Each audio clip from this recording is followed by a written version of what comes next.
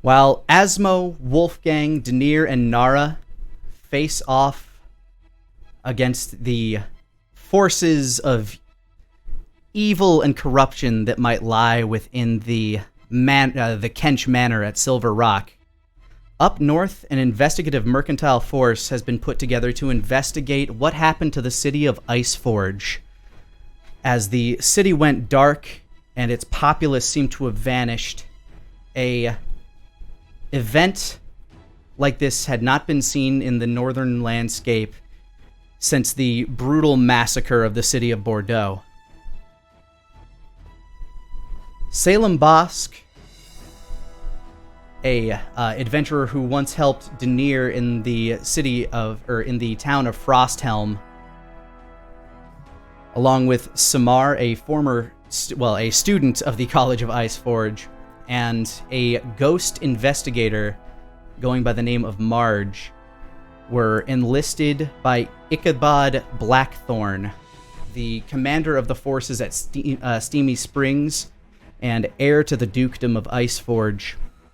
They arrived to find the town covered in slain bodies of mages and the denizens that used to reside within Iceforge. In their investigation of the Blackthorn Manor, they found the vampire lord Duke Blackthorn himself hideously displayed in his dining hall.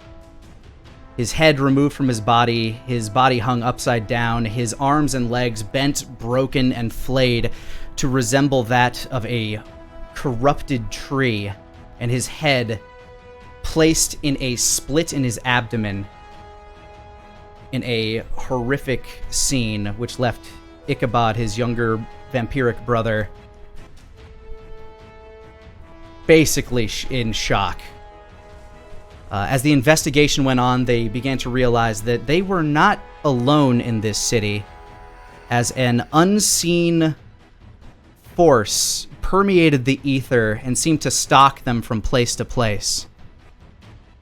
As they made their way towards the College of Iceforge, looking for more information, they were attacked by a small legion of zombies, about a dozen strong. These zombies seemed significantly stronger than your average zombie, leaving Salem Bosk nearly at death's door. As we rejoin our forces, Salem, you can feel yourself kind of weaning back into consciousness as the warm feeling of this viscous healing liquid begins to eke its way down your throat. You instinctively start to sip upon it as you know it to be a healing potion. You recover 4 health. As you begin to focus, you see, I guess now the new Duke of Iceforge kind of kneeling beside you as he's pouring this potion down your gullet. Marge floats slightly above you, and Samar is kind of standing off to the side, surveying the area. Is my bandana still on? He reached under your bandana to kind of deliver the vial to your mouth. Did I leave my body also? Yes. Okay. He sort of pats his face to check to see if the bandana's still on. It's slightly askew, but nothing seems to be revealed from it. Appreciate that. More than you know. Fuck. Thinking you were gonna take a nap. I was 62. Gracie is, as you look around, Gracie is also kind of walking over to you. Seems to have a bit of a limp on its right arm. It's the metal that covers the outer portions of Gracie's left side seems to be really dinged up. The leg does not seem to be functioning properly, kind of juddering and spasming as it's trying to go through its normal walk cycle, giving it this sort of robotic limp. Oh, Gracie, come here, come here. I'm going to attempt to use my ability, Can We Fix It? All right, give Gracie a little patch job as you pull out some of your engineering tools to repair some of the battle damage on Gracie. Go ahead and give me a 2d6 roll. Okay, this is plus my smarts. Mm-hmm. So, plus 2, gonna be 9. Ooh. All right, you begin to patch up Gracie, healing the poor thing for what does the skill say for that one? On a result of 7 to 9, the target can either be restored up to 25% of its armor, take a week to fully repair, or may require additional resources to fully restore. So I'm going to repair 25% of Gracie's armor. Okay, so rounding up, that's going to be 3. Yep.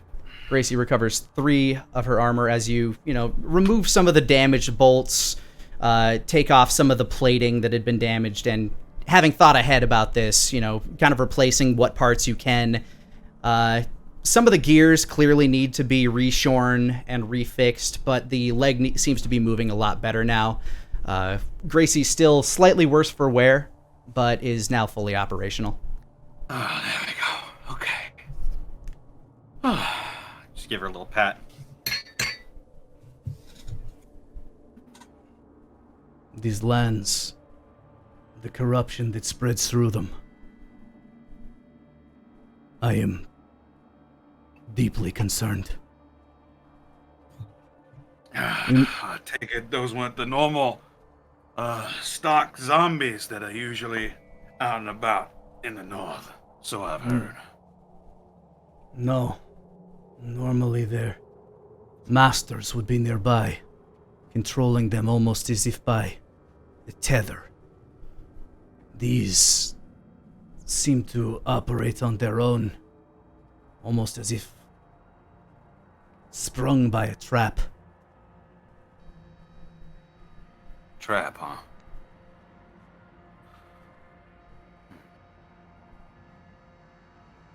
Guard dogs, perhaps.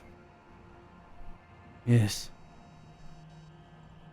Perhaps meant to cover their tracks or to test those that wish to move forward.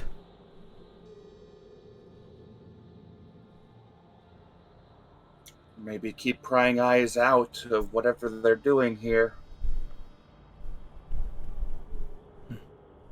Either way, it seems quite effective.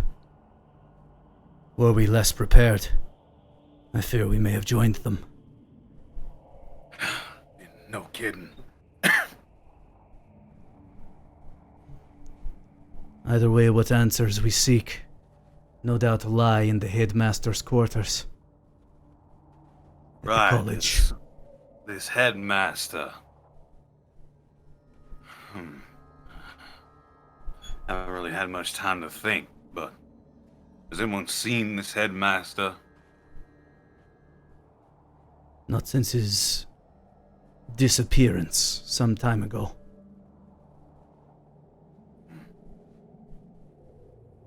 The college has been operating without one for several months. An election was ongoing to decide who would be next. A candidate was to be chosen by the Archmage himself. So he just up and left one day. No word to anybody. And disappeared. They say... rumor has it that he became corrupted by forces. Forces very similar to those that haunt these lands now.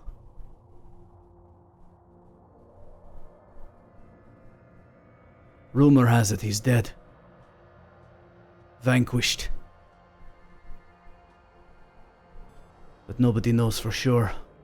Or I should say, nobody but the Archmage and his attendant. Attendant. Attendant. Yes, his advisor. Former student of these lands. A man by the name of Ramses Palto. And what sort of man is he? A strangely powerful human. He was so quickly able to manipulate the arcane arts. Rose through the ranks of this school at a very young age. Was chosen as the right hand of the Archmage upon his graduation. He and the headmaster were quite close. Oh, well, he sounds like the type to be involved in these ritual religious things, eh? We know who that sounds like. Right, Grace? He just looks at the fox.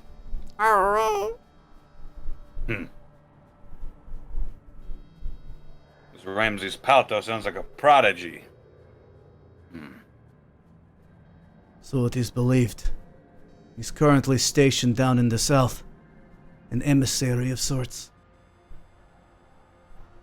But for lack of finding him, what information we can gather from the headmaster's quarters will no doubt be of use. Well, No doubt about that. That might be a little bit troubling, though. I'm not sure if there's a different way to get there, but to get to the headmaster, you typically have to take one of the trials, don't you? Yes. But perhaps with the tower being abandoned, if it is abandoned, mayhaps we should find our way up there easier, yes? No doubt about that. But I ain't particularly a fan of getting ambushed again. He's gonna look around the room. You're still kind of in the open streetway. Yeah, you've been kind of like pulled off to the side. The zombies that were around you have all been vanquished or buried, and that's where they took the time to heal you. It's barely even been a minute since the conflict that you were embroiled in has ended. I mean, I don't necessarily want to brag or anything, but you all fleshy bit people have to worry about things like walking and walls, and I don't necessarily have to do such thing. So I was wondering, I mean, if we get close enough, am I really going to have to worry about such trials? You know? Doesn't sound like a issue for me. Hard to say what kind of warding might exist within the tower itself, but no doubt your skills will come in handy. Also, should we be a bit concerned about the metal things off in the snow, the big things, you know? Metal things? I saw it a ways back. She's gonna try and find it and point at wherever it was. You raise up a little bit and just kind of points off, kind of just down the street from where you are, maybe 100 yards or so. There is a hulking pile of snow with a bit of a metallic glimmer coming from beneath some of the pieces that are not covered in snow. That thing over there, that one, that thing, you know? I'm sure that... I mean, it's on our way. Perhaps we could give it a closer look. Unless you wish to avoid it entirely. I think I'd love to have a look, but she holds her hands up in front of her and goes, I don't necessarily have the tools to search much. At the very least, the way you are, it does not seem to pose a threat to you. If it is alive. True enough. And she's gonna I can have float on Grace over. over there with you. I won't mind the company at all. You begin kind of floating your way over there as the metallic vulpine kind of prances through the snow after you, kind of bouncing between bits of rubble, hopping in a bit of a zigzag pattern, keeping pace with you. You land in front of this creature as you see, or this hulking body, which up close seems to be about 6 feet tall, hunched over the way it is, as Gracie kind of hops over to it and starts basically pantomiming a sniffing motion.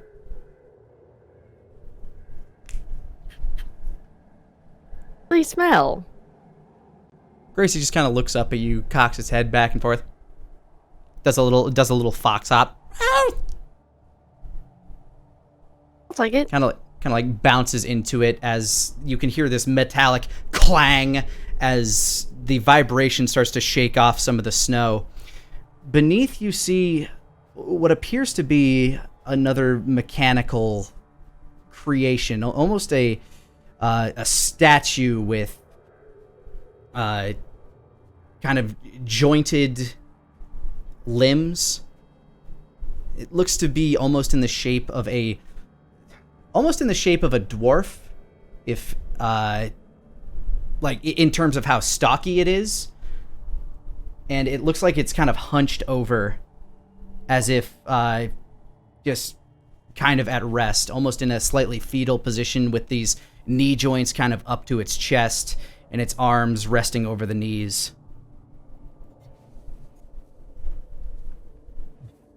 It's quite interesting.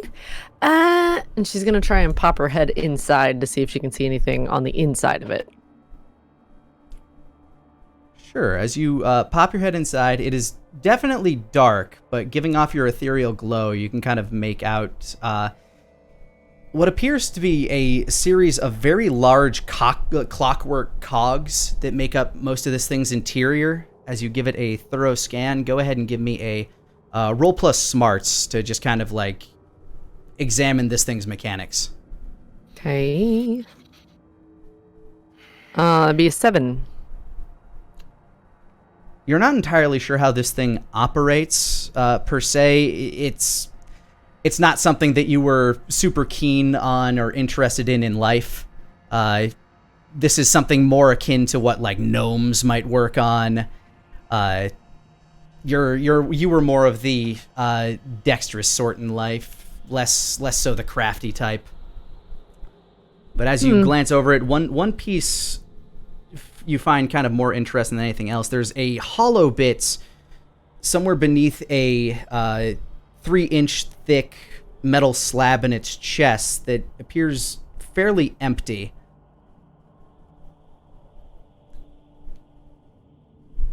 Oh, a hollow bit beneath 3-inch thick slab in its chest. Yeah, like under this like thickly armored shell at the core of this thing is this kind of hollowed out empty space. It feels like something could probably like fit in there physically, but there's nothing there.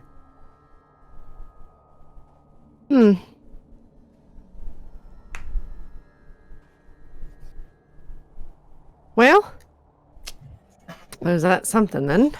Out of curiosity for the rest of the party, having seen that this thing has not hopped into activation, would you then start making your way towards it? Most definitely. I would be cautious. I would be approaching it cautiously because could I tell from a glance that this thing is an automaton that can get up and move around? With as far away as you were, perhaps not. But as you get closer, you can go ahead and give me a roll plus smarts. Okay. I think I'll do just that. And give you a big fat 9 again. Woo. Wow. Saved it with that 6. Yeah. As you get closer, you do recognize it to be something kind of akin to an advanced golem. You don't know what the inner workings of this piece are, but to you it kind of looks like a hunched over iron golem. What the? Is that gnomish? No. Design's different. Marge is gonna pop her head out and go, well, I don't think we have to worry about it being powered or anything. There's a hollow bit inside, but nothing there. Hollow. Hollow. Yeah, looks like Hollywood. something was there, but I no imagine longer. that's where a power source would go if it had one. The fact that it's empty is strange. Probably not something they wanted to leave behind, I think. Maybe. That makes me wonder what they powered it with.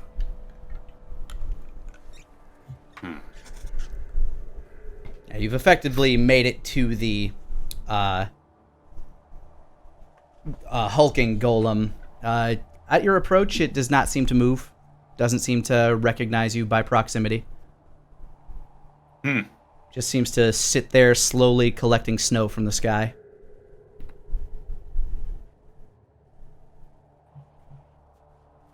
Could I, is there like a latch or something that I could get in there and poke around inside of it?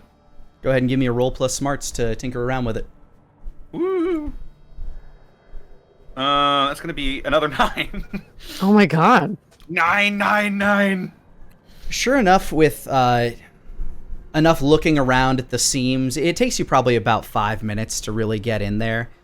But you're able to find the seams where you can work in with your tools and kind of disassemble parts of the armor plating from the outside. Some of this, like the seam work on this thing is pretty intricate, but definitely not like complete artisan craft. This thing was, it almost seems like it was kind of cobbled together in a bit of a rush, but the craft work for how quickly it was cobbled together is still very impressive.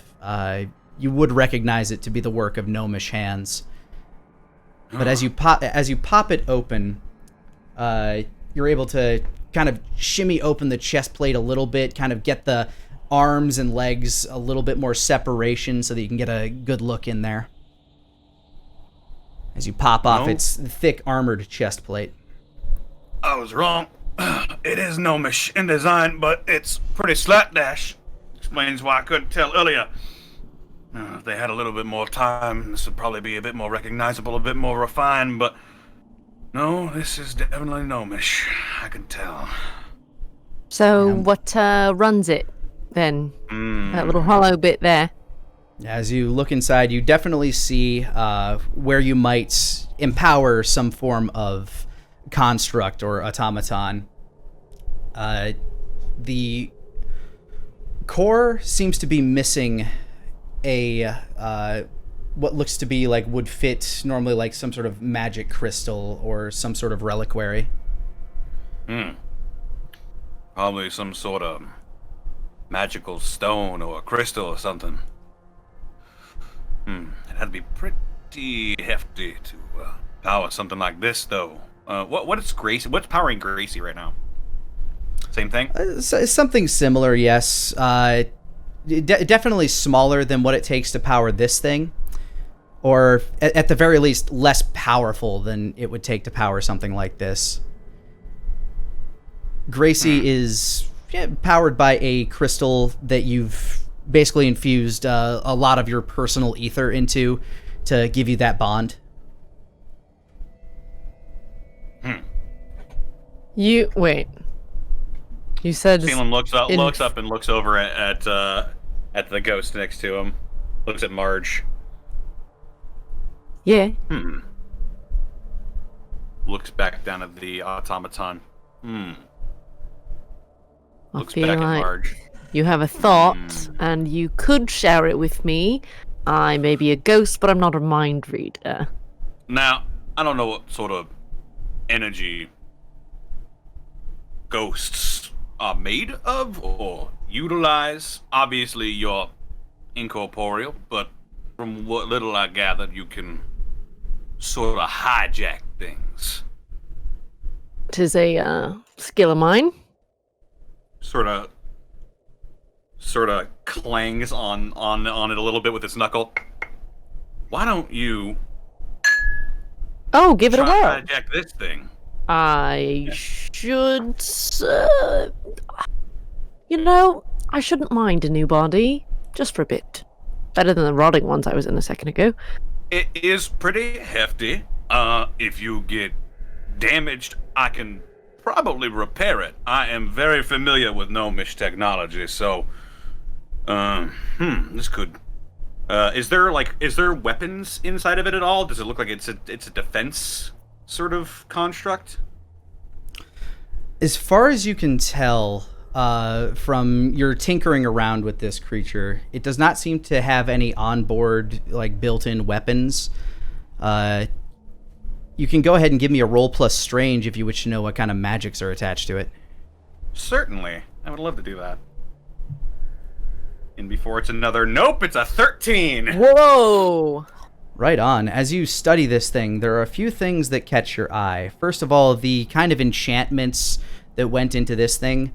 While the mechanics are less elegant than the amount of love and effort and refinement that you put into Gracie, the level of enchantment here is incredibly high. Like there is a lot of various warding attached to some of these plates, but you also notice this kind of familiar corrupted ether that seems to be emanating from it. It's merely a shadow of what once was, but this dark sort of corrupted ether at the center of that, where the power core would go, seems to be almost this faint echo of what you've been feeling all around you since you've arrived here. Whoa. Wait a minute. Maybe hold off on that last one. Something wrong? Yeah. Something doesn't quite sit right. Yeah. There's something here. Something dark. Evil, almost. I think whatever powered this thing last, it wasn't... Wait a minute. Ichabod. Yes. You mentioned something about some strange stones or crystals a while back. Yeah? Yes, they were a focus of Mr. Palto and the headmaster.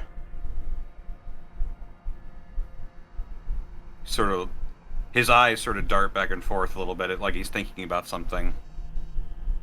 Did you ever use, well, I don't know, if you've ever interacted with these particular constructs, but you didn't happen to use those stones, know if they used stones to power these things, or power anything? I've never seen anything like this. I've only met 4 people that had much knowledge of these stones. One was Mr. Palto, who carried one around with him, a prize from long ago held by the Archmage. Oh, well, that sounds promising, doesn't it? Yes. And the others were travelers of this land. They came all the way from the south, stopped in my town for a time. Spoke of these stones, carried some with them. Travelers from the south. Yes, a man with blonde hair, a serpent, and a human cat. Sounds nice. I met a couple of them in my time. There was a pretty white one back in an icy village, and then there was a sort of a browner one. Well, red. Very well read. What he's still doing. Did this one go by Denier? He sort of leans back and rests his elbow on the dwarf construct. Well, I'll be. That little kitty sure did get around, didn't he? Yes. I tried to keep up with the ongoings. It seemed he took refuge here for some time as well. I know not where he is now. Well, wherever he is, I hope he's doing just dandy. Meanwhile, down in the south, just surrounded by skeletons. That cat, he's got something special in him, I can tell. He's got a brain like few others, like mine. Well, ain't that quite the coinky ding? So it would seem. Interesting. Dania. What are you up to now, I wonder? Either way, I'm getting sidetracked. There is something quite corrupt with this. Echoes of something evil inside it. I don't know how strong your willpower is, but I'm second guessing this plan of action. I will say, with what you rolled, you'd know that this echo, this feeling around it, probably isn't something that would immediately corrupt, just that it has this nature of something left behind. You feel as though that, like, that the same energy signature that's permeating this area once resided in this thing's core. On a cursory glance, maybe. Secondary glance, maybe not. You're trying something new. You could certainly try. I have no problem trying out a body for a bit. Good yourself, though. Be careful. Don't want to have to deal with Mecha you trying to beat my face in. That's the last thing I need. I can't say it wouldn't be a little bit funny, though. Just from my end. Probably would look a little bit funny afterwards, I have to admit. Well, she springboards and dives into it to see if she can possess it. All right, go ahead and give me a roll plus strange. That's gonna be an 11. Nice. As you sink yourself into the core, you start to feel yourself, like, kind of dispersing your ectoplasmic ether into the segment that once powered the core that tries to power this creature. To everybody on the outside, you see it start to kind of like creak and shake. Its eyes begin to glow this cyanic, ethereal blue glow as the body begins to shudder, tremble, the joints as it stands up to its full height of 7 feet tall. The arms tremble before it. Marge, this is a very odd feeling. Like, normally when you possess something, you kind of feel what it's feeling. You kind of get a sense for, like, what its nerve endings are. This just feels kind of cold and hollow, like you're inside a suit of armor. Oh, you know, it's nice in a way to be this tall. You know, I'm sort of used to being a bit shorter. So the view is nice, but it's cold. It's cold. I wasn't expecting to feel cold. Feeling all sorts of things today. Your body stat, and you're in the north. Your body stat, by the way, is now considered a 3. And you are significantly stronger than anybody around you just by pure strength. Awesome. When I was looking around inside of it, did it look like it was damaged at all? No, actually. It looks like it faced very little issue, probably due to some of its warding. Also, you have while in this body, you have 2 shield. 2 shield. Oh my God, cool.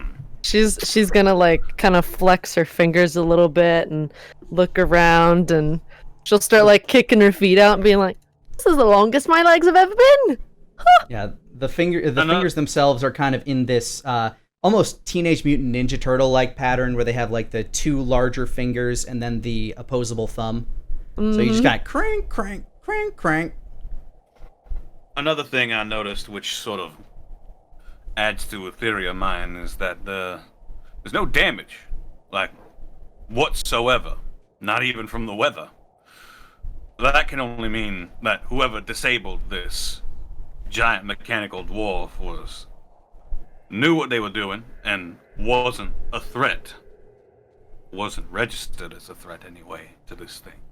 And that tells us that the stone inside had a lot more importance than this nice clunky machine, eh?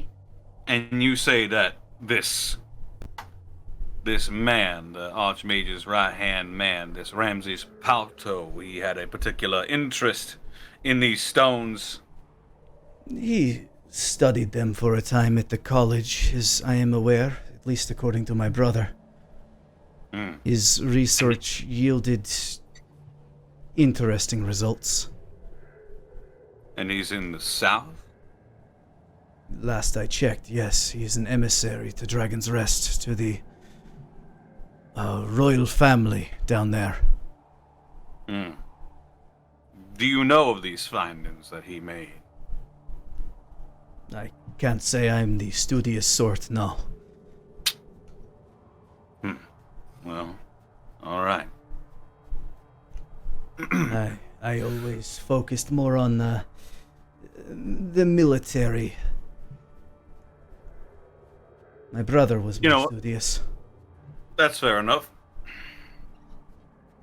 I believe that. Well,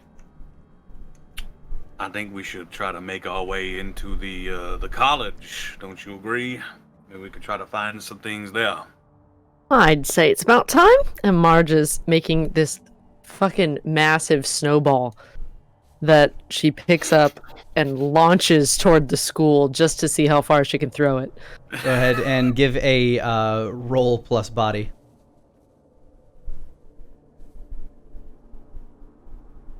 That'll be a 7. So you pick up this snowball. The biggest problem you had was actually gathering the snowball itself. What you end up picking up is actually a corpse that is covered in snow. You can't feel that it's a corpse. You're just able to feel that you're kind of crunching something in your hands. But because you can't exactly feel or sense what it is, you end up curling up a body, kind of crunching it. It gives that same sensation of crunched snow. And you hurl it.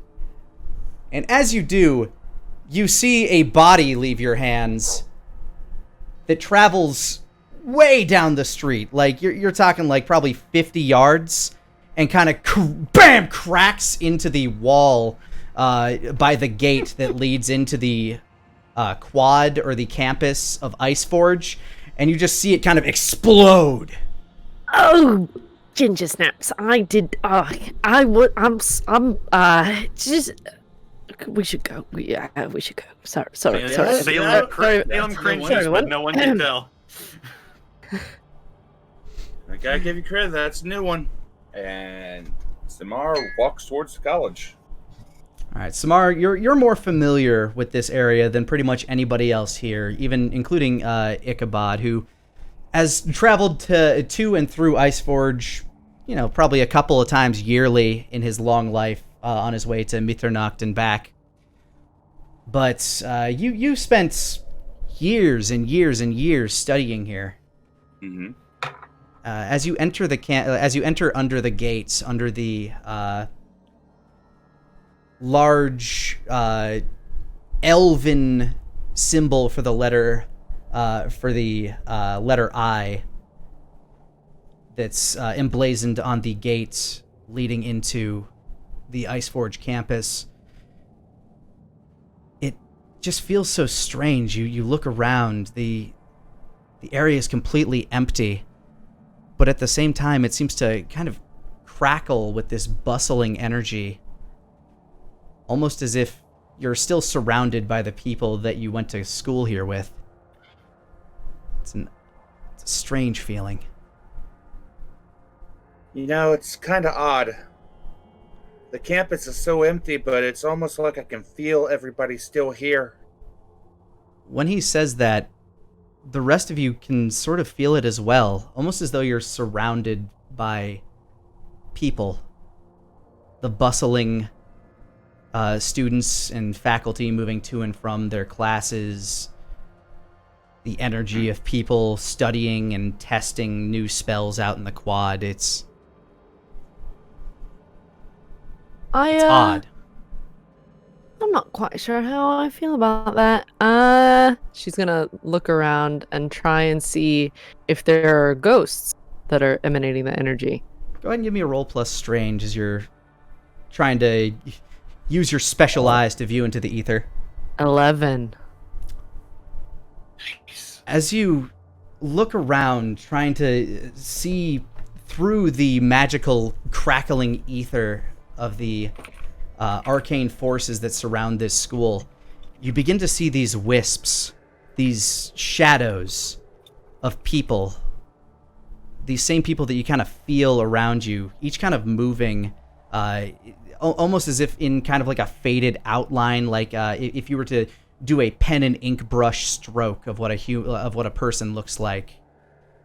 These students, again, just kind of hanging out in the quad, chatting with people, studying, some bustling to their classes, some professors moving around, giving, kind of chiding people who are hanging out. It's not so much that you're seeing ghosts here, but that you're experiencing a memory of the like kind of trapped in the ether of this land.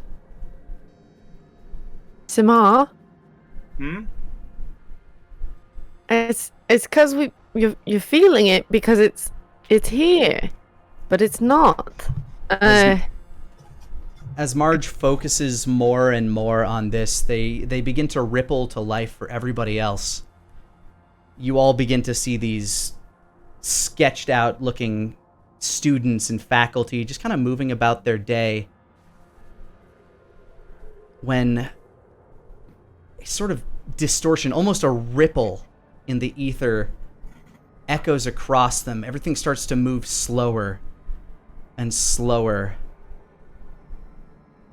as you see this ripple distorting the images before you, like a stone being dropped into a lake. Reflection. Uh-oh. People begin to slow down and start to look back towards the tower at the center of the campus of Ice Forge. A tower that you can see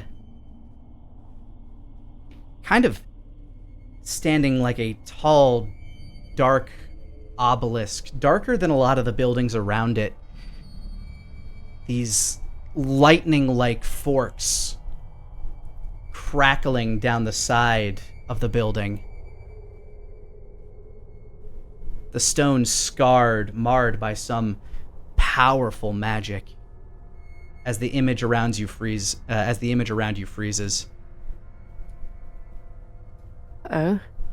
Alright, so I'm not the only one seeing this, yeah? Nope. Looks like whatever that is, that's some awful powerful magic. I think that might be what caused all this, yeah?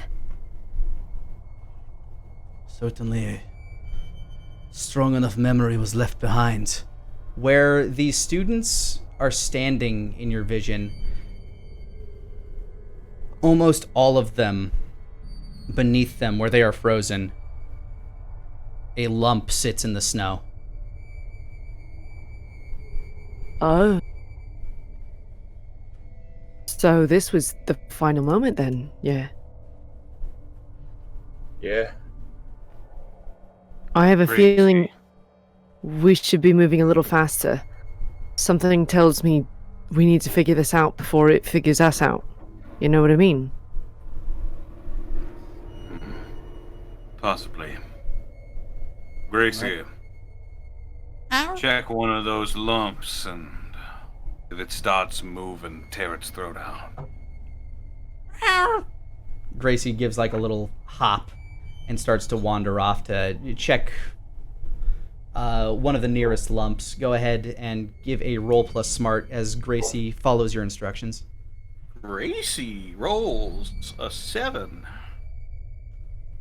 Gracie goes and diligently digs at the hole. You see a body as Gracie kind of uncovers the face. The eyes and face locked in a look of instant terror. The eyes seem to have burned out of its skull.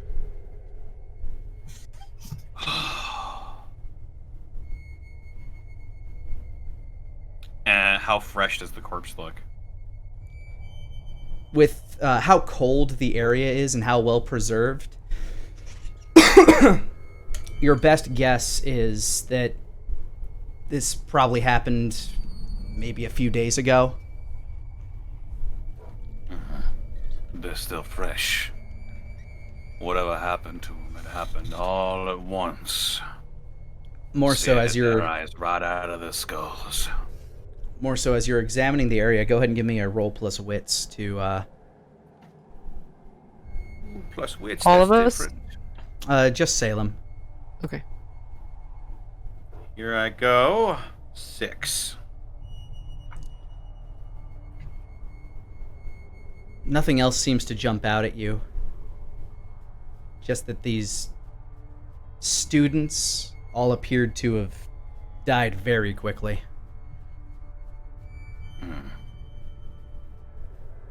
Must have been one heck of a spell that did this to everybody.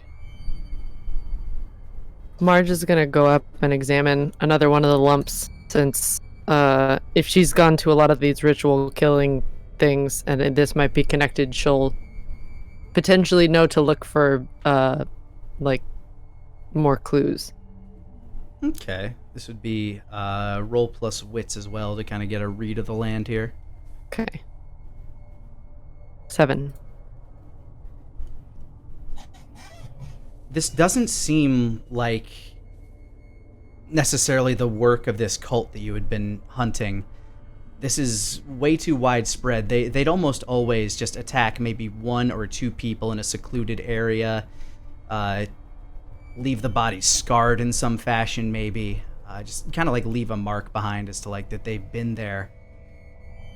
This seemed like an all-out attack all at once, but something that does catch your eye is that not every single one of these shadows has a lump beneath it. There are a couple that are missing. Uh-oh. Seems like we've got Closest. something to go off here. So most of the things I've dealt with are kind of one-offs. I mean, I'm really only here to research about this religious group, but not all of these wisps, these shadows of people that once were, have a body underneath. Lani, can I take a look at the people that don't have bodies under them, and with my coming to the college, try to make a knowledge check or something of who these people were? Absolutely. Go ahead and give me a roll plus smarts to recall some of these people that don't have a body beneath them. 5. Your smarts is 0? Yep. Wow. You're not... You've never been one for really making friends. You've always been kind of an outcast in the college, and you're having a hard time kind of placing some of these faces to names, especially when it comes to the fact that these kind of sketched out images that you're seeing of them are still somewhat distorted and kind of shaky in this ethereal vision. Mm-hmm. Marge is gonna take a closer look at the wisps, though, since she's the one that like recognized all of it, and just see if there's anything about their clothing, you know, how they're dressed, what they're holding, like anything like that. Even though it's distorted, like Yeah, sure. Roll plus there's anything smarts. there. Oh, it's gonna be a 5. Oof. There's not a lot of information that you're able to discern between the fact that you can't quite make out a lot of like the finer details of how they're dressed or what they're carrying or even what their faces look like. Well, that's a lot of help, isn't it? Yeah, fortunately, if we knew who they were, we could tell what schools they were specializing in. Maybe specialists from a different school had a better chance. An abjuration specialist might have had a better chance to survive an attack like this. Ichabod, wouldn't that be within your specialty? Aren't these your people? You know things about them, yeah? I barely spent any time here. That's super helpful. Salem, any luck from you, maybe, please? I could try. I know my way a bit around magic-y doodads and stuff like that, but I never really practiced magic, and he air quotes. Can I Oh, well, try you're a a lot of strange fun. roll to see maybe what sort of school they specialized in? If you're looking for the school that they specialize in, Yeah, just you can either choose to make a roll plus strange or a roll plus smarts to try to decipher Anything. some of that information. they're both the same. I'll go with smarts. That's a 7. The closest that you can tell as you're kind of glancing around some of these ones that don't have bodies beneath them, they do appear, at least, to be of some authority. You're thinking that at least the one that you're examining currently was probably a professor, somebody who was higher of skill, potentially more ready to defend himself against some massive arcane force. Well, I can't really tell what school per se, but I can, from a glance, tell that they were far more experienced than those around them. They were probably professors, or teachers, or deans, or something. So they might have seen it coming, kind of thing. Maybe. Well, shall we head inside? I will. Let's. I'll show And them keep how to your get guard into the up. tower.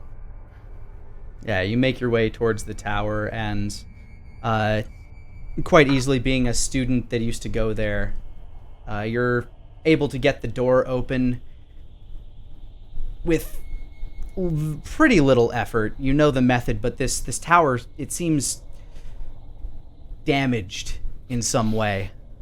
So while you're able to get the gates of the tower open, it took a bit more doing than you were used to. Mm-hmm. And you find your way to the inside of the Mage Tower of Iceforge.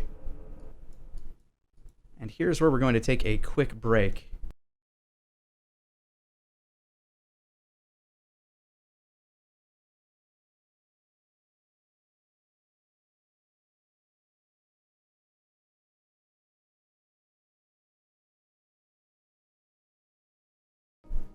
As you enter into the tower of the college, everything just feels off.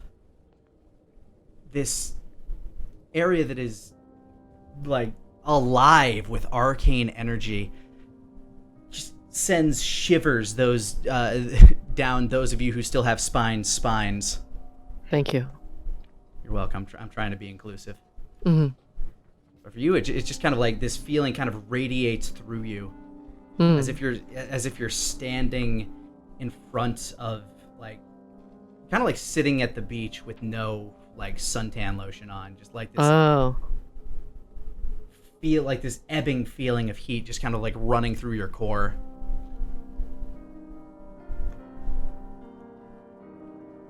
Samar, this lobby.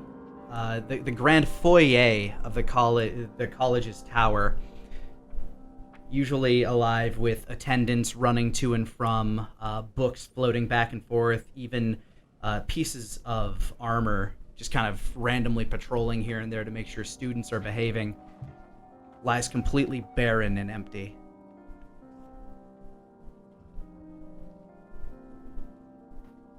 Honestly, I don't know which is more concerning. The fact that the town is empty or here is empty. And as he's talking, his chitinous plating is going to disappear. And I shift my ability from my +1 shield to a +1 body. You can hear this kind of undulating as Samar's shape begins to kind of morph. You can hear the cracking of his spine as these muscles, as his muscles start to become taut. and kind of like bulge and spring to life. Hmm. There we go. Oh, I can't imagine that feels nice. You get used to it after a while. Ugh. I don't think I will be partaking in that particular whatever it is you're doing. Took me years to be able to figure it out. Well, you do you. I've made a promise not to ask. As a student here, how does one get to the top of this tower where I'm assuming the headmaster keeps his things? Usually the best way to get an audience with the headmaster would be to take the trials. Lenny, do I know of any other way to get to the headmaster's office? It is pretty much the only way you know. Mm-hmm.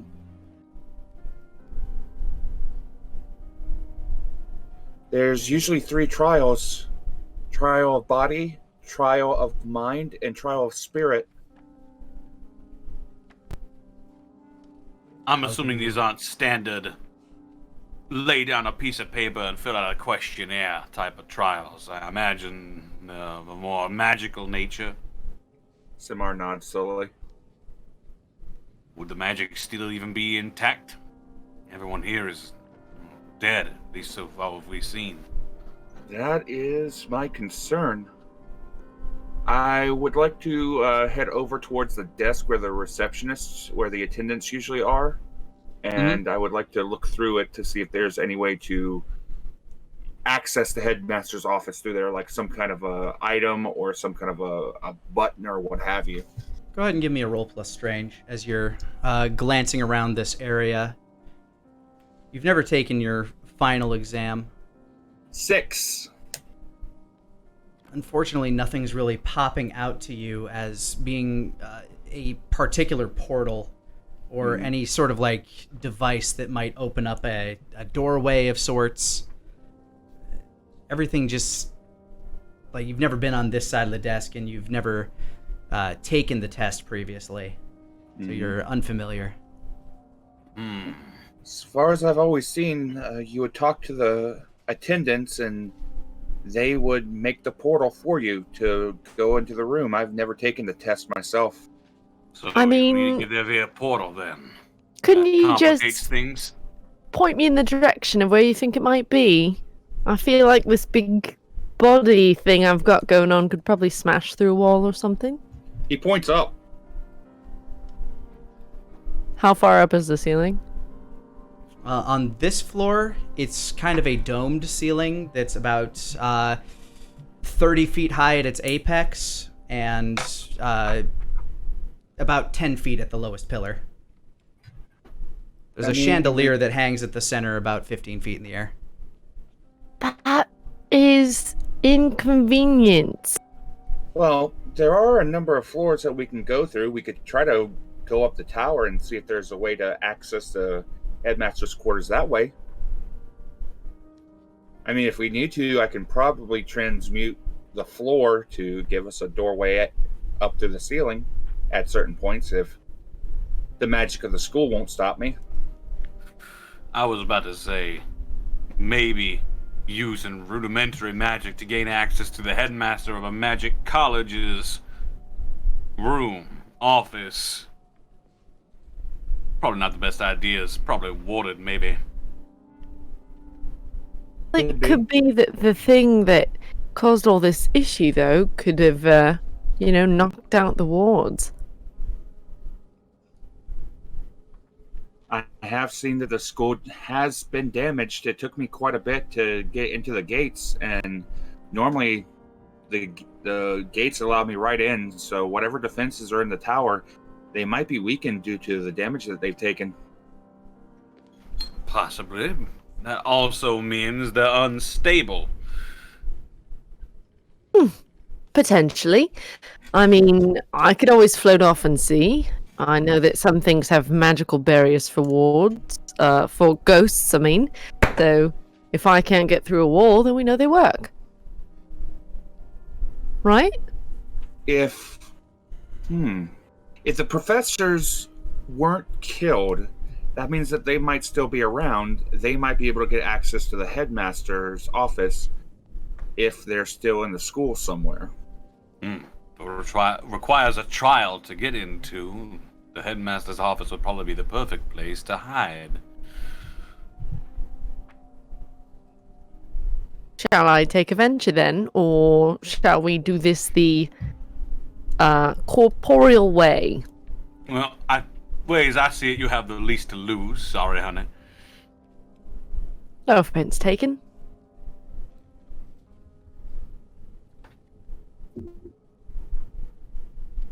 So what's the course of action? I'm gonna pop out of the body and try and zip around and see if I can get through all the walls. You pull your force from the extremities of this hulking Goliath as it immediately powers down and just kind of like slumps forward. Jerk! And you fly over to which wall are you like just gonna try and go up through the ceiling? I'm just gonna go straight up and see like what all's going on. All right, you fly up to the ceiling and almost as if being caught in a rubber net, you're kind of flung back into the room. Oof. All right then. She looks like she's like ready to fight the ceiling. Yeah, Well, that's probably about what I expected. that gives us something. One moment, and she's just gonna like zip everywhere and see what she can see just from like cursory glances through each room if she can get through the walls. Go ahead and give me a roll plus strange. 12. Nice. Now knowing what to expect as you kind of like rocket around these walls, they each seem to offer a very strong barricade of pushing you away from forcing yourself through. You're like at most what you found yourself to be able to do is kind of eke your way. Like you can kind of get like the top of your head through the wall before it kind of shoves you back down. It's clear that this place was warded against specific types of necromancy, including the summoning of ghosts that people might use to try to spy for them, to get like answers to tests and things like that. But as you come back through, you notice kind of a shimmering energy in an archway, kind of rippling as you've been smacking into these walls, kind of trying to force your way through. There's a arcane ripple in a archway near the front desk where the attendants normally sit. Oh, This hello there. Would she know what it is, or? Not necessarily off the top of your head, but upon pointing it out, Samar, you would recognize this as the portal that would be normally used to send people onto the trials. And with Marge's bombardment of the defenses of the room, seems to be kind of sparking something within it, showing you that it is still primed. It's still active. We just have to trigger it somehow.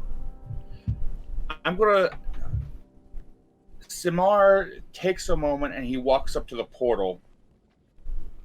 It seems to ripple as it recognizes your presence, kind of rippling a little bit more. You can almost see like little tears in reality forming around it, as if it's like just primed and just about ready to activate.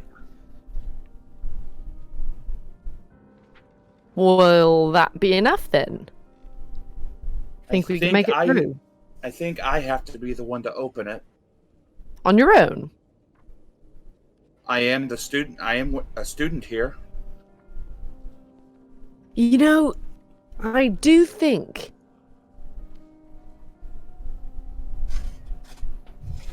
sort of a dangerous to go alone kind of thing.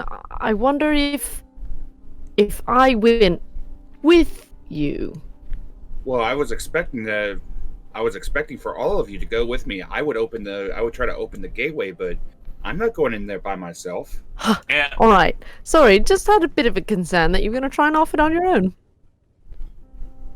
I am pretty curious myself. I want to see what this headmaster has in his office. See that Well- he's not there. I say we go for it. Standing in she'll- front of the portal, She's gonna Simar- zip back in her body real quick first, too, though. All right, go. As you have already gotten used to how it feels in that body, you don't have to roll to try to repossess it, as there's nothing trying to force you out. Sweet. This is going to be dumb, but I'm going to try it. Standing in front of the portal, Simar announces himself to the portal. I, Simar Noka, student of Transmutation in Iceforge College, do hereby wish to take the trial of graduation. It seems to ripple in acknowledgement, almost forming this mirror-like surface, kind of rippling before you. He looks back at the others. Ready? With friends. He steps Well, up. You're allowed to do the trial with a small group. Well, then, News to me. I never went to school. I'm Not real. dead ready. Never mind. And Samar will reach out and place a hand on Salem and Marge. And if Mr. Blackthorn would like to come with us, he is free to come with us. He kind of like nods and begins walking forward with you. All right. And with everybody, he will attempt to step through the portal. All right. You begin to step through. Go ahead and give me a roll plus strange, Samar. Okay. 9. As you step through this portal, you feel this quick rush, this surge of wind score past you as these hands that you were holding whips away from you. Salem and Marge, you kind of end up, like, each of you kind of end up in this dark void space. You can barely see anything around you. In fact, you can't even see your hand in front of your face. Marge, Oh, the boy. usual ethereal glow that you give off, nothing. And as Salem says that, nobody else hears it but Salem. Hello? Well, this is not good. Great. None of you can hear each other. Hello? Hello? Anyone? I'm dead, ain't I? Simar? Is this what death is? I've been You each- duped by every religion to ever exist. You each This kind of reach sucks. around yourselves to try to, like, feel for anybody. You're completely alone where you are. Samar, Mm-hmm.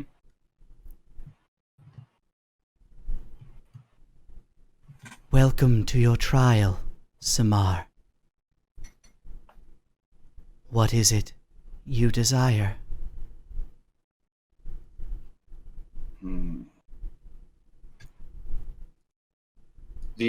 One of the 3 trials, he asks.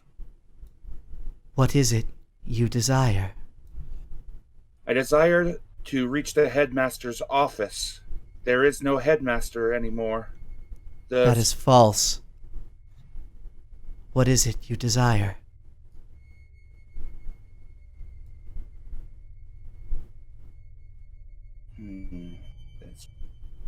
My desire is to make it through the trial to get to the headmaster's office to graduate the campus. That is false. What is it you desire?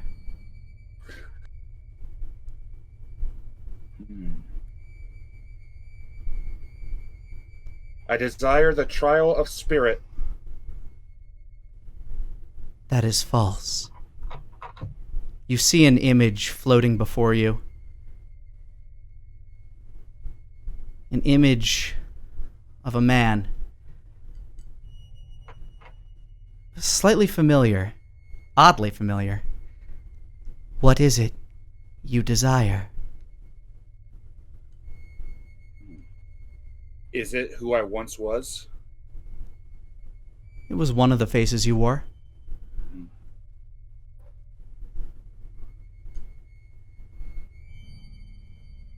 To not be the man that I once was.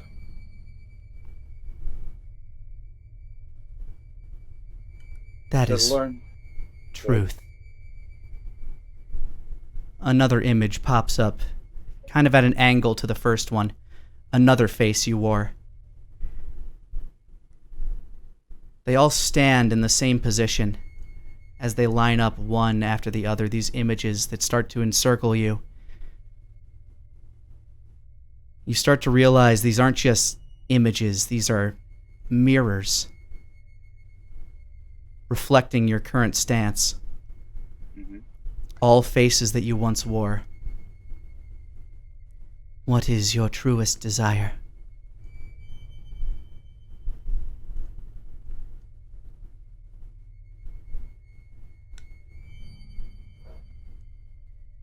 My truest desire is to become something completely different than what I once was.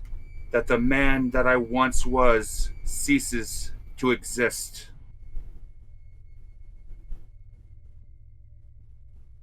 Salem. As you kind of wander around this darkness, your footsteps kind of echoing around the hall. Kind of sounds like you're in a domed marble room, but this void seems to stretch on forever. You see Gracie sitting before you. Gracie. Gracie stares at you. Come here. Let me take a look at you. You didn't get damaged by anything, did you? Gracie just sits, kind of cocks its head, looks at you, and you hear, What is your goal?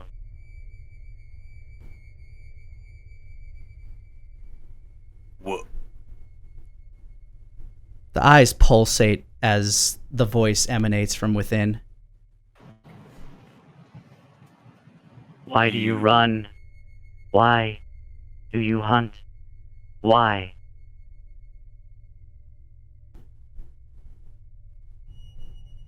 Oh, I get it. This is one of those trial things, huh? Okay. Why do I run?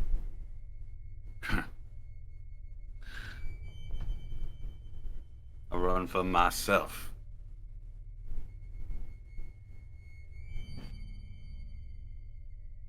Why? Because no one else will look out for me. So you build your companions. Yes. I build my companions. I make them with my own power so they can never betray me. Ain't that right, Gracie?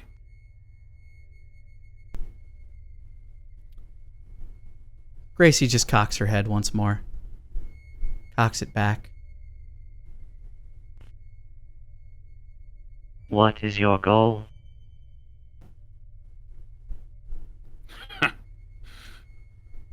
You're probably just some sapient magical entity that won't breathe a word of this to anybody, right? Does it matter? He looks at his palm with the black mark on it. I guess not anymore. I guess not anymore. I desire power. He reaches back, slowly unties the bandana, pulls it off of his face, revealing horrifying burns and torn flesh that looks like it was stitched back together haphazardly with staples and screws and bare teeth with burnt lips drawn back into a wicked, horrifying Cheshire grin. The power to never be vulnerable again. The power What? to not be a victim again. And what would you do to achieve that power?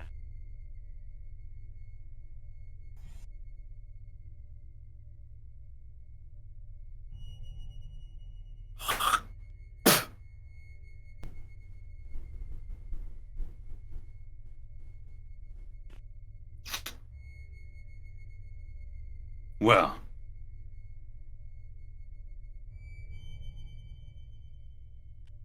a lot of things. I won't say everything. No. I don't want to impose too harshly on the world. My existence is that of a parasite. But whatever it takes.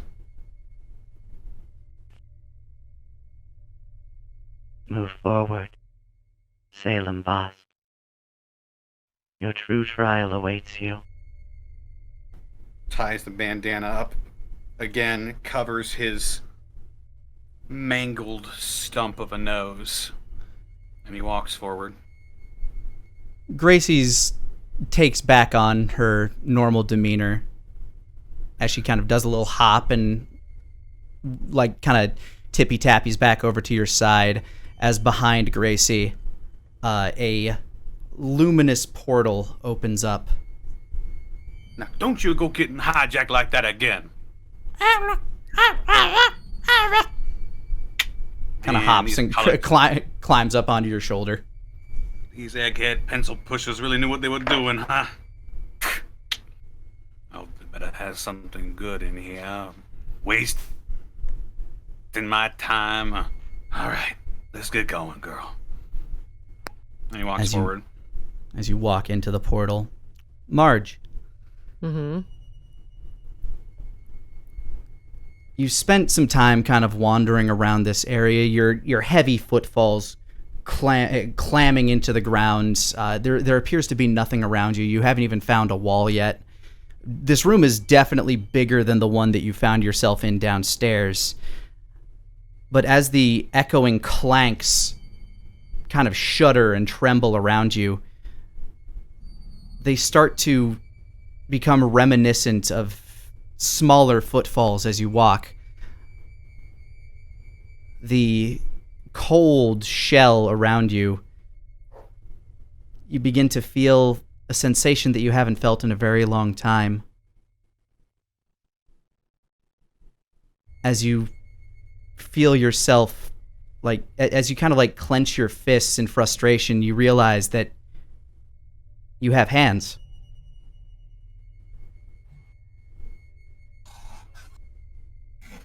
Well, this is new. Well, old, actually, sort of. But feel too uneasy to enjoy it. In the back of your head, you can hear your own voice kind of speak to you. What's our end goal here? Ooh, we're going to play this game. I suppose so.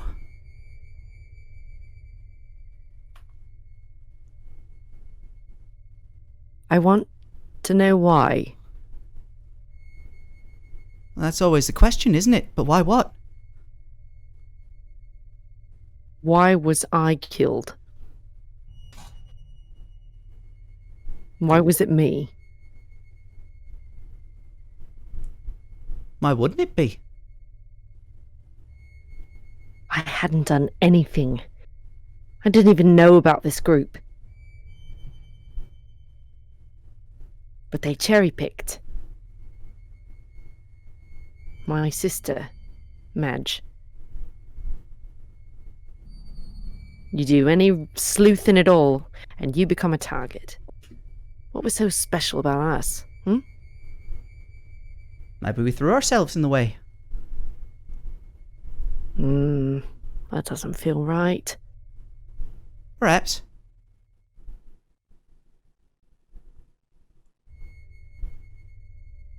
Just because we wanted something different. Just because I didn't want to go into the normal trade like everyone else. Normal's boring. I know that well as you, since you're me, apparently. I know who else I'd be. Hmm. I guess the real question is, if we did learn why, what then? Do we just go? No. I'd want it back. All of it? Why not? What would we do with it? So long ago. Few years is nothing. How long has it been since we've even felt this? Our own pulse beating in our ears. What, 3-4 years now? Hard to keep track, really. You don't feel much. Kind of all turns into time soup after a while. Fair enough. But I think I just want to appreciate it again, you know? Have all the feelings and eat food and walk, feel my footsteps on the ground. Well, suppose there's only one way to get it. In what way would that be? Moving forward. As a luminous portal opens up before you. I'll take it. I think I'm gonna miss this for a bit. She looks at her hand and pumps her fingers open and closed. Puts a hand on her heart. You feel the warm rush of blood flowing through your hand, your own hand once more, and you can kind of feel the pulse beating in your chest as you step towards the luminous portal. And as you step through, the cold metallic shell once again takes its place. Sighs heavy as the body creaks. Samar.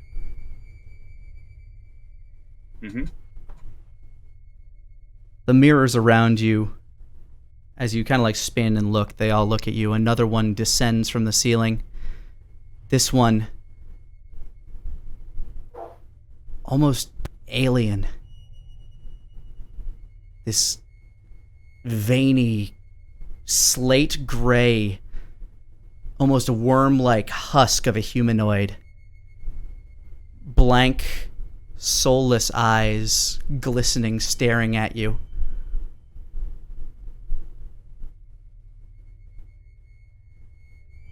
Why do you hate me? Because you let them die. We let them die. That is why I hate you. That is why I hate us. I couldn't stand to look at you in the mirror every day. I couldn't stand to see you when I look at water. So I made it a goal to never have to look at you again.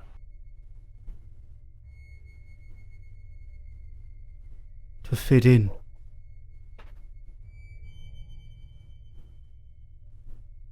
He nods. We wouldn't be an outcast. We wouldn't be someone that's hunted, somebody that's looked down upon even here. We could hide. We could walk among them. The eyes glow red and look at you. Why hide?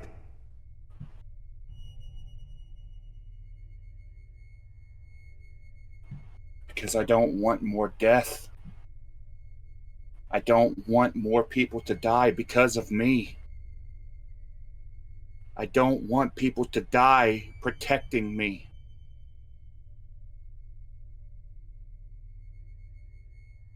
How many die because we don't take action? How many die as we hide?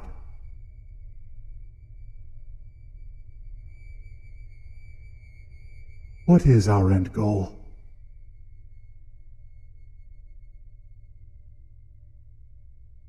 He stops and he thinks for what seems like a long time.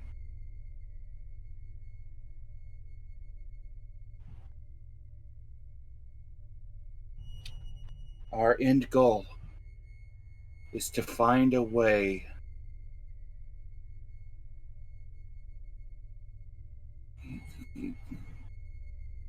he brings his hand over his face, and while he's talking, one by one, he's looking at the masks. They all stare at you with the same expression of the faceless one in the mirror before you.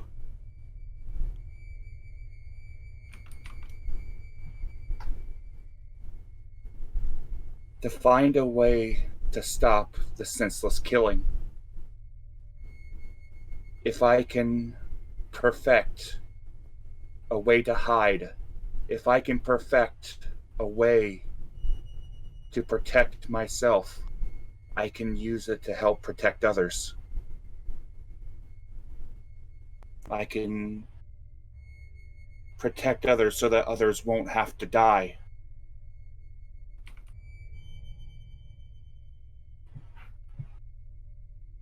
Do you not grow tired of the cycle? Do you not grow tired of the society that sees you as a problem, that looks at you and calls you a monster, that champions the mundane, that creates an outcast of those more worthy?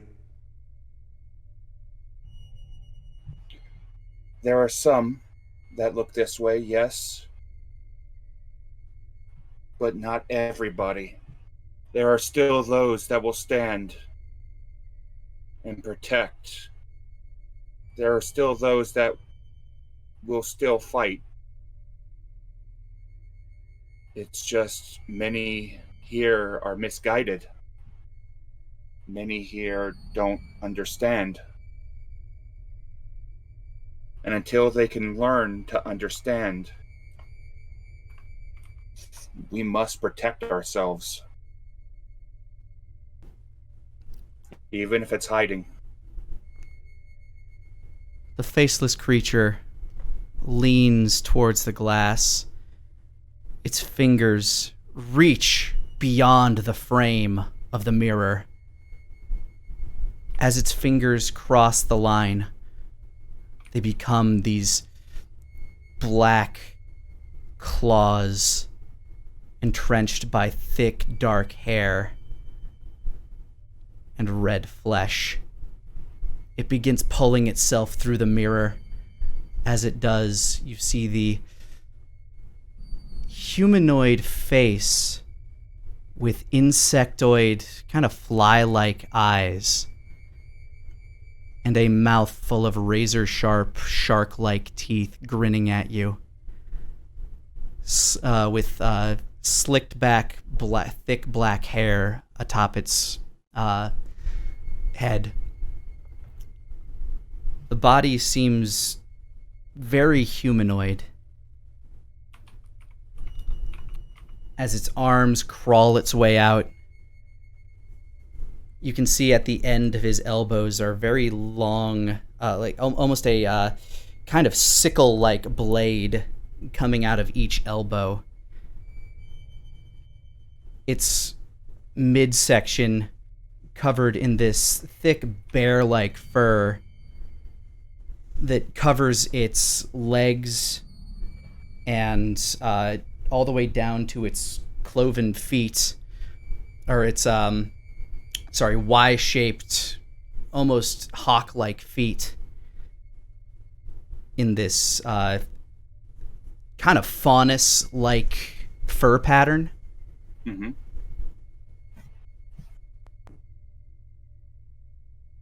Is that truly your desire?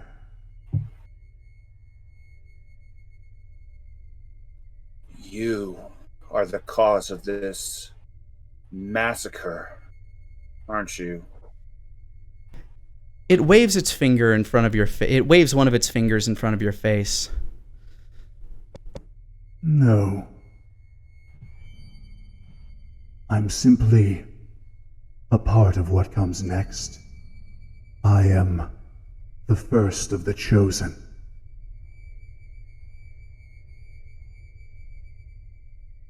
The chosen, you say?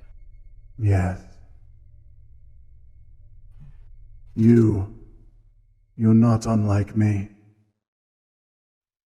I was an outcast, given power. Soon, I will be one of the rulers of these lands. Royalty befit a new era. You could be one as well. If only you choose to. You don't need to be looked down on. You don't need to be a freak. You have power. Seize it. There is only one thing you have to do. And what is that? And this same phrase echoed through each of your heads as you stepped through the portal. Kill the leech.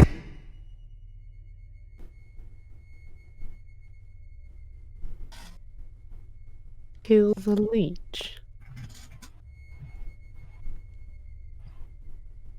The And then blood there is- thorn. Ichabod. in the nearest pond, or This creature still it kind of sits stands before you, and not mightily tall, maybe 6 feet from foot to the tip of his hair.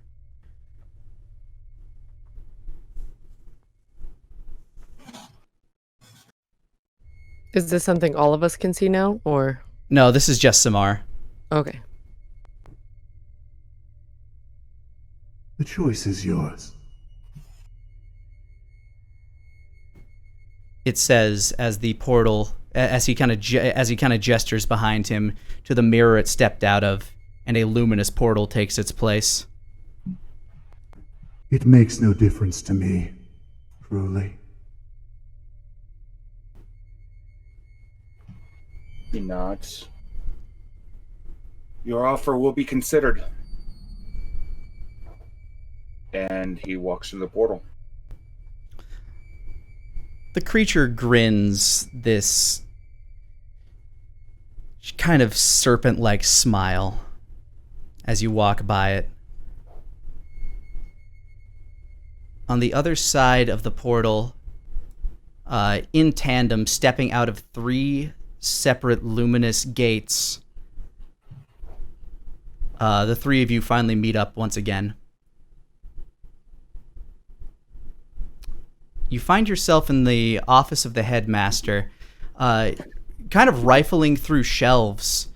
Ichabod made it here before you. I was wondering where you were. Well, shit. How did you? What? Hang on. What just happened? I thought we were doing this as a team. It must have been some sort of temporal shift. The portals dropped me right here. I've been Well, looking for that's- clues. Fun. I was human for a moment. And they said something about killing a pond leech. Very confusing. Pond leech? They said kill the leech. Ichabod's eyes kind of. Is Marge still in her huge metal body? Yes, Yes. I am. Yeah, she's in that big old dwarven Ed 209. She's got like one arm crossed and she's like gesturing wildly with his other hand when she talks. Yeah, which Samar, you kind of have to duck in order to not get smacked by it as it's freewheeling. He does duck. What did you go through? He starts to get on the defensive a little as he's trying to read your intentions now. Marge just immediately jettisons into. Well, they were asking a lot of really personal questions, bringing up things about like, what do you want, desires, things like that, and asking like, you know, those sort of questions of like your truths and power and end goals, things like that. And just as we step out, they say, kill the leech. We're nowhere near a pond. No idea how we're going to find it. Well, that's weird. Why would it ask questions like that of a ghost? Well, funny story. I did sort of say that I wanted my body back. And it seemed to act like it could do something about it. And Something funny. do you believe it? Well, I don't know. What were you asked? About the same. Oh, Of course, right, I already got. Mr. Of course, Vague.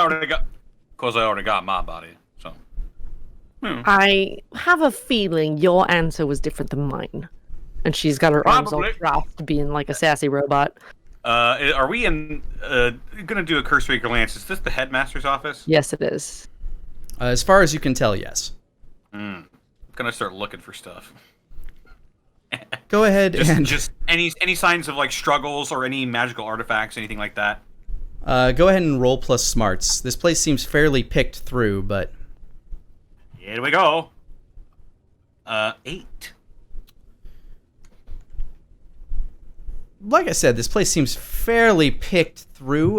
Definitely looks like it had been rummaged through previously by maybe like one or two other people that had been through here. Furthermore, this entire space seems to be... It's almost like an arcane bomb went off here of some sort. One thing that you're able to find pretty quickly due to the burn marks on the floor is that there is a large teleportation circle inscribed beneath the large Persian throw rug that covers a vast majority of the centerpiece of this office. It seems to have been cracked and destroyed, however. Defaced by whoever used it last. That does not look promising. Oh, and Marge is also gonna look around to see if there's any more of that wisp memory stuff. Go ahead and give me a roll plus strange. 10. Nice. As you're cycling around the room, this place does seem to be full of memories, and being such a densely packed area of arcane force, you find what appears to be like the memory of a frequently accessed hidden compartment behind a bookshelf. Oh, ho, look at this! And she's gonna go over and carefully interact with it. Go ahead and roll plus body. Oh, Lord.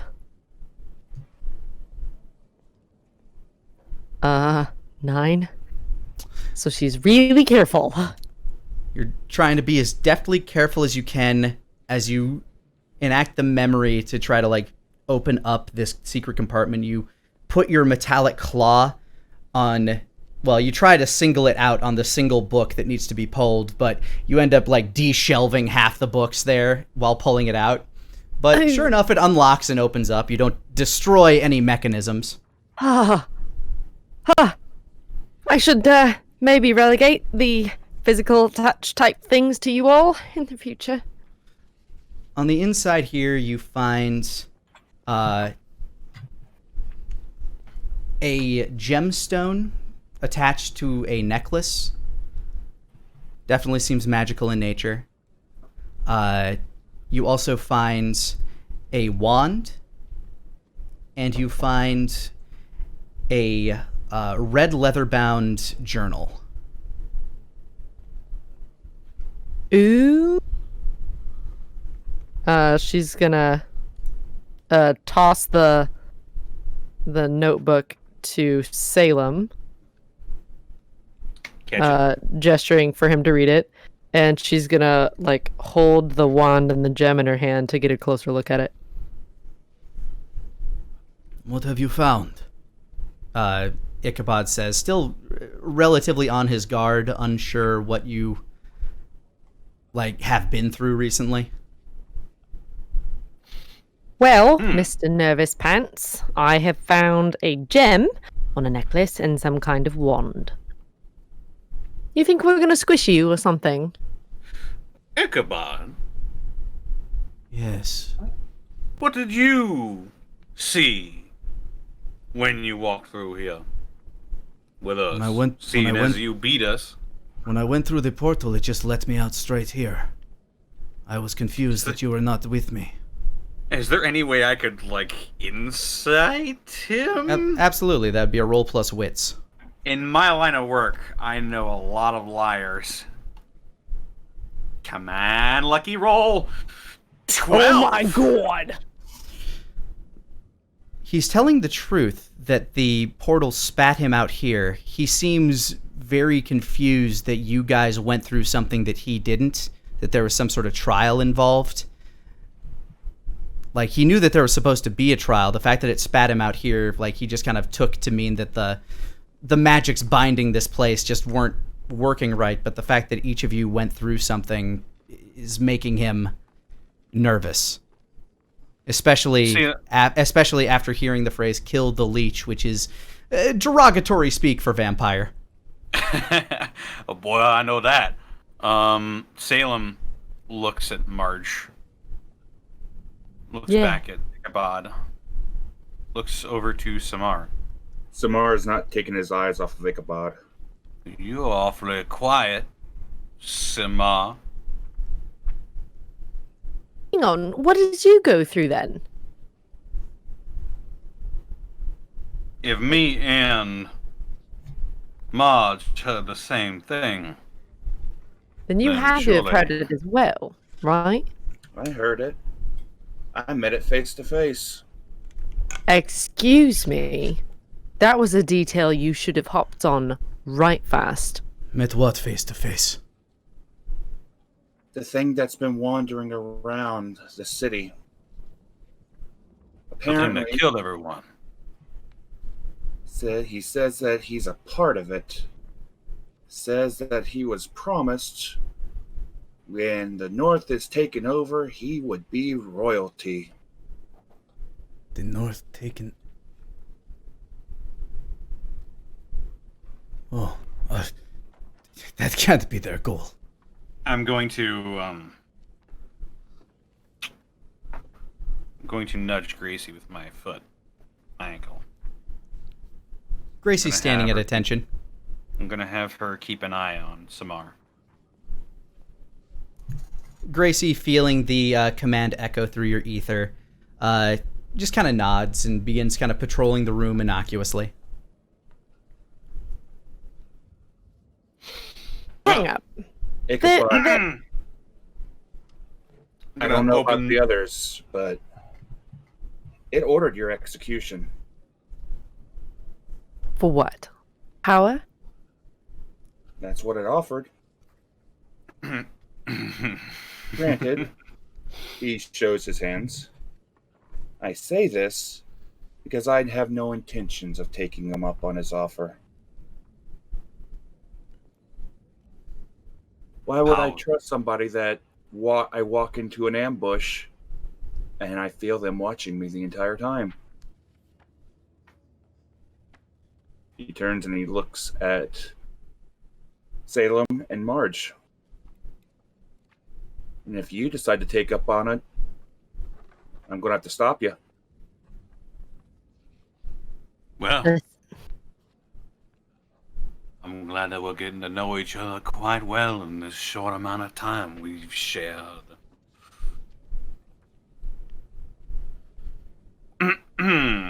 But we should probably get down to brass tacks then.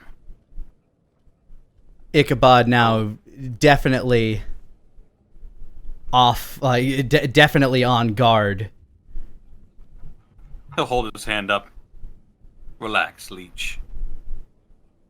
He'll loudly open the journal. As you glance through this journal, many of these entries have to do with the studies between a young Ramses and a newly formed headmaster, or a headmaster in his younger days before he became the headmaster. He was one of Ramses' he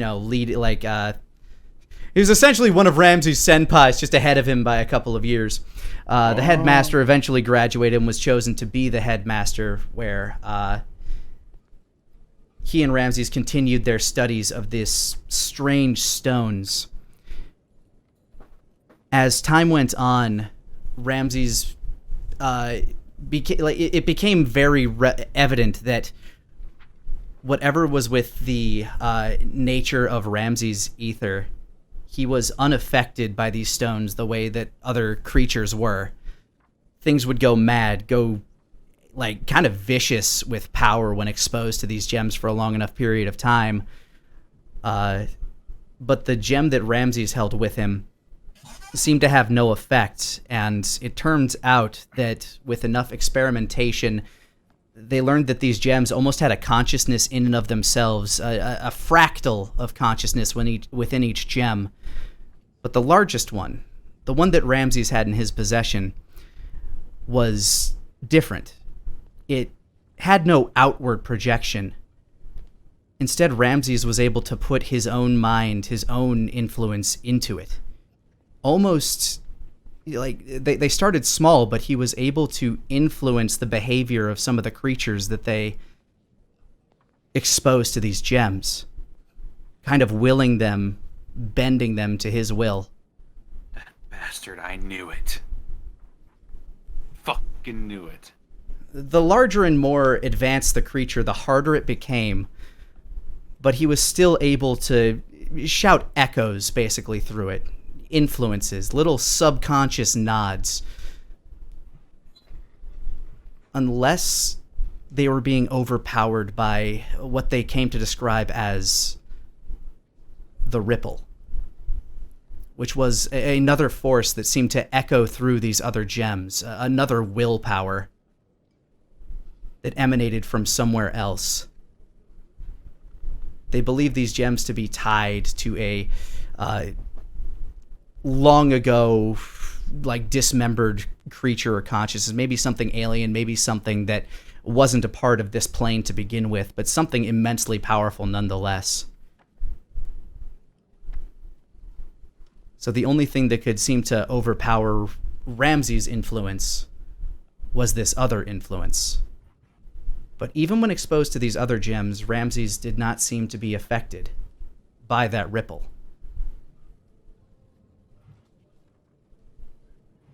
Eventually, they tried to go further, experimenting with people, giving these gems to people who felt downtrodden, outcasts. Ramses was the one that would select them. Eventually, they would all go mad. And the headmaster's final entry in this journal was a desire to see an end to this cult of this crystal that they had started, even if it meant losing his own mind in the process. Did Marge ever mention the cult that she was looking into, or a cult that she was looking into? Yeah, I think you did a few times when you were talking about investigations. Ritual killings, a religion type thing. Oh, spooky lady. might want to hear some of this. I was just assuming Okay. you were reading it out loud. Yeah. Yeah. Well, look at this. Apparently, your boy Ramses Palto was getting it on with these crystals. And these crystals with a mind of their own, apparently. This is some real eldritch shit, I'm telling you what. So this is a bit more complex than I was kind of hoping. Thought it might be just a couple of, screwed up people, but seems like it's a bit bigger than that. And she's gonna try and see if there's anything she can kind of interact with the gem that she found. If it is something that you can imbue your willpower into, is that something that she could affect the gemstone that she found? The gem that you found? Yeah. It's completely different from the crystals that you're familiar with. It's Okay. Almost amethyst in color. But you can go ahead and give me a roll plus strange to try to figure out what its nature is. Yes. 6. With these clunky metal hands, you're having a hard time getting a read on it. Let me try. If it's magical, I'll know. By all means, go for it. It's He sort of my passes over the gem. field of expertise, and he adjusts his cravat a little bit. Way to All right. fluff yourself. Watch Go me ahead. roll really shit. Never mind, I'll All roll a right. 10. This gem, when activated, seems to have the ability to store a spell up to level 5. It currently has a spell inside of it. What's that? So, That spell appears to be a level 5 fireball. What? Who? What was he doing with this? He pockets it. mind sharing with the class? Excuse me. Did I say you could find us keepers, sir? Well, I deciphered your map. Seems only fair that I get to keep it. Besides, you ain't got no pockets. Make Finders, keepers, unless they don't have hands to keep with. Sorry, lady. Now you're just being rude. I never said I was a nice man, sweetheart. If you really want it back, Well, how about this? You tell me what this wand is all about then. okay. A fair trade. All right, go ahead and give me a roll plus strange to Here I read go the wand. again. 8. It definitely has a certain number of spell charges. Definitely seems evocational in nature. You're not sure what spell will come out of it when it is activated. Whew! Now that one I get to keep based on that reaction alone. Looks like you made the right choice, sweetheart. Fine. Here's your stick. Don't let your big hands break it in half. Is there like a crevice or something inside of this with this golem where she can like safely store it without crunching it? Put it in the mouth slot. There we go. You hear a gentle tung tung tung as it lands in the bottom jaw.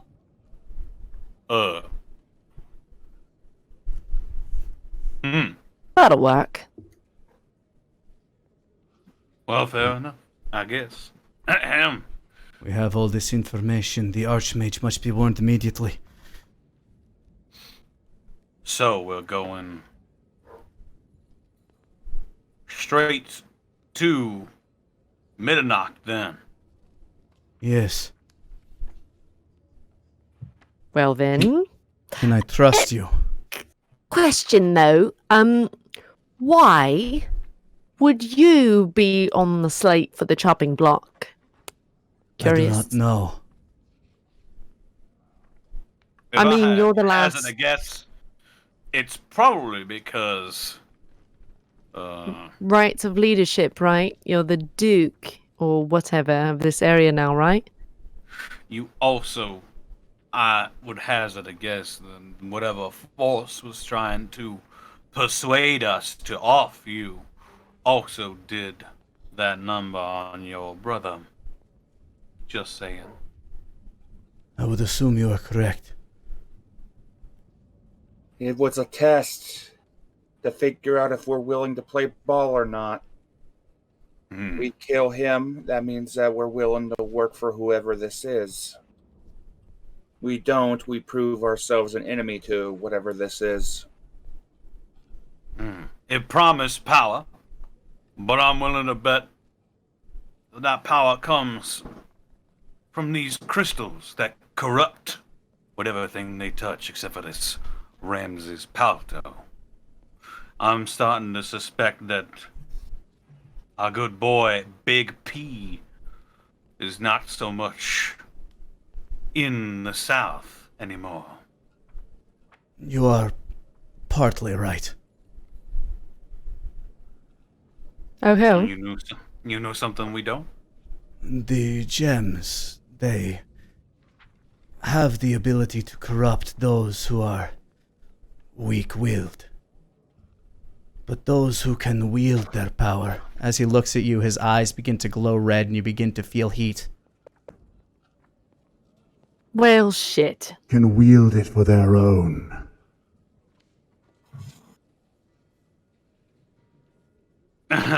Ichabod. Ichabod is dead.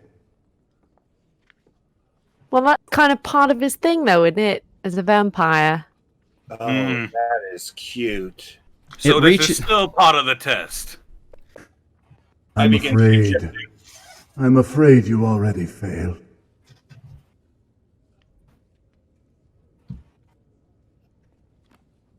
You made your choices.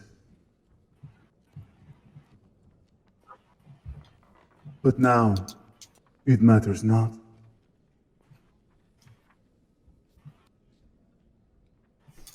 The eyes continue to glow as they spread into this bug-like pattern.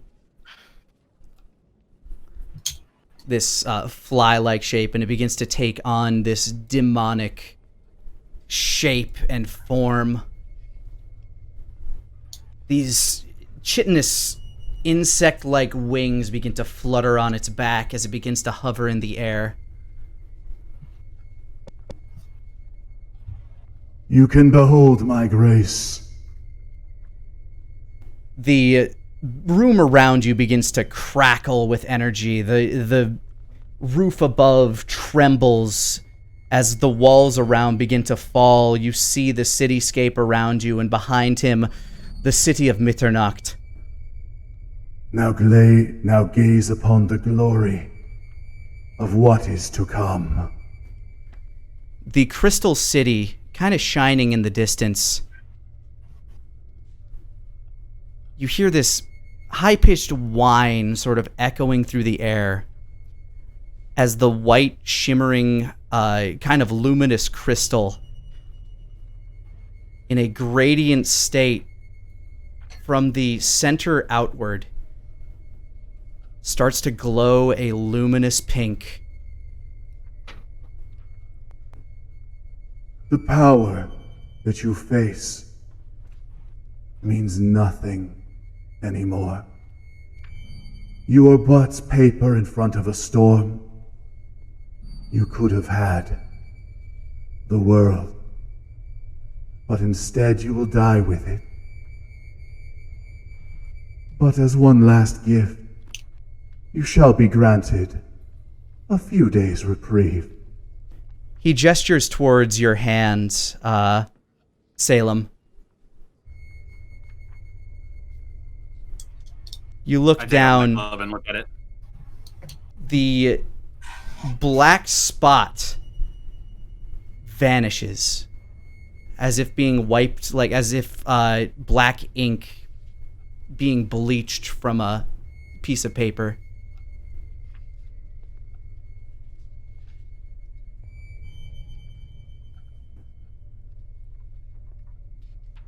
You sit before the first of the chosen.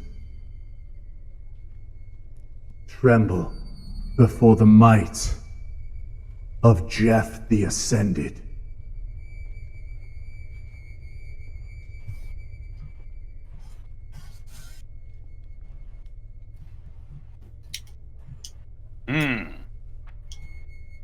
Jeff the Ascended. Yes.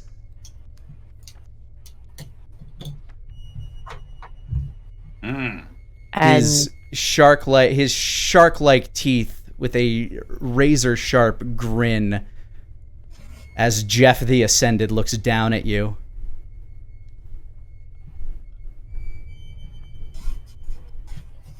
and what exactly comes with being ascended?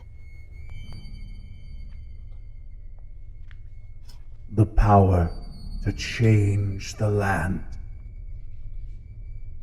When all is broken, when all has been wiped clean, when the powerful have been given their rightful place, those who have been spat on, mocked, looked down on, when we rise, when we are given our rightful power, when we take it, we shall be princes of the hellscape that follows, and build a new world where all can thrive under our rule. Marge kind of like tilts her robot head at Samar, tilts back Ooh. over at Salem. Ruling a hellscape. And we are to be either subjects or destroyed in the path of your magnificence. Am I to take that as correct, Jeff the Ascendant? That is the choice that you shall make, if you are not broken by the winds of change of your own. Lani, I would like to make a roll real quick. Pourquoi? I would like to use my shape-shifting ability, and I would like to shape-shift myself into a basilisk, and I would like to stare at him. Oh shit! All right. Go ahead and roll plus strange. Okie doke. It is a known fact that basilisks are pets up here, so I'm pretty confident that I would have seen one. 7. You're able to crunch yourself into this small, or I guess medium-sized lizard-like creature with 6 arms and a thick rock-like scale. But you lack any of this creature's magical abilities. Ooh, I gotcha.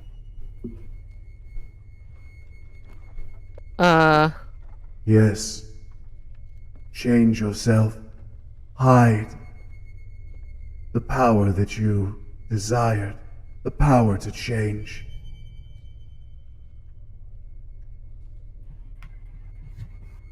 You have squandered it. Go. Hide. Like the insect you are.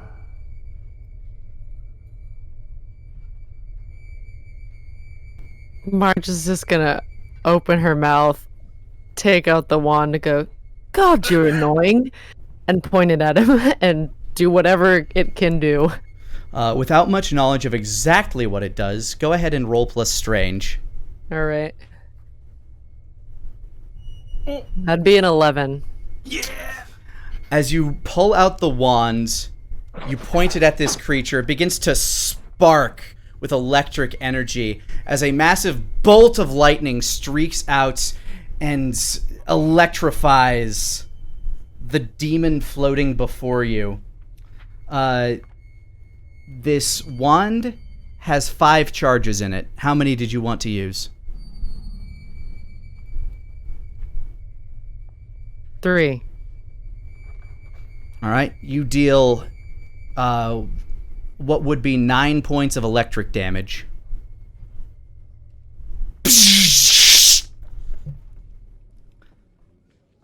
The creature sizzles.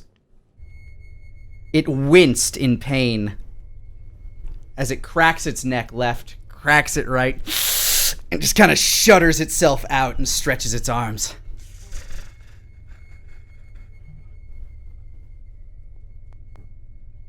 So that is your decision. You lose sight of it as it dashes towards you in like an anime-like flash of speed. How do you react to this? She's gonna immediately punch in a direction that looks like where his body might have moved towards. Okay. Reflexively, you reach out to try to attack this creature. Go ahead and roll plus body. That would be +3 in this case. Let's fucking go. That's gonna be a 10. As you reach out, you manage to not only block his incoming strike, but you kind of knock him off center, dealing 3 points of bludgeoning damage as he kind of like circles around in the air and cracks into the wall, kind of shaking his head. Like I said, you're fucking annoying. And you don't belong in there. As he reaches out his hand, he begins to, his eyes begin to glow that luminous red glow. You can feel yourself being ejected from this frame. As that Go ahead and starts give me to a roll happen- plus. Oh, sorry. As that starts to happen, she like just yells out, "Little help!" All I right, think Salem, Salem's you were seen about to say enough. something? Yeah. I think Salem has seen enough. It's like, well, I'm not a particularly a fan of living in a hellscape where I can't steal nothing for myself. You seem to have all the power, so I gotta get rid of you. And he'll open his maroon duster, and inside of it is lined with a gossamer scape of starlight. And I expend all charges of my robe of stars. As my these God. arcane missiles fire forth from the robe, they shudder down onto this demon as he's attempting to evict poor Marge from her beautiful metal body, slamming into him, kind of taking him out of his casting. That would be 6 points of magical damage. All right. He still doesn't seem much worse for wear.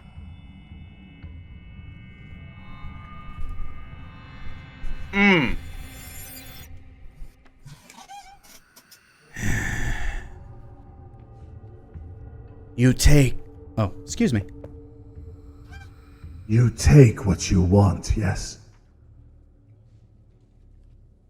That I do, ugly. And so do I. It points its finger towards Gracie, who begins to glow with a white, hot burn.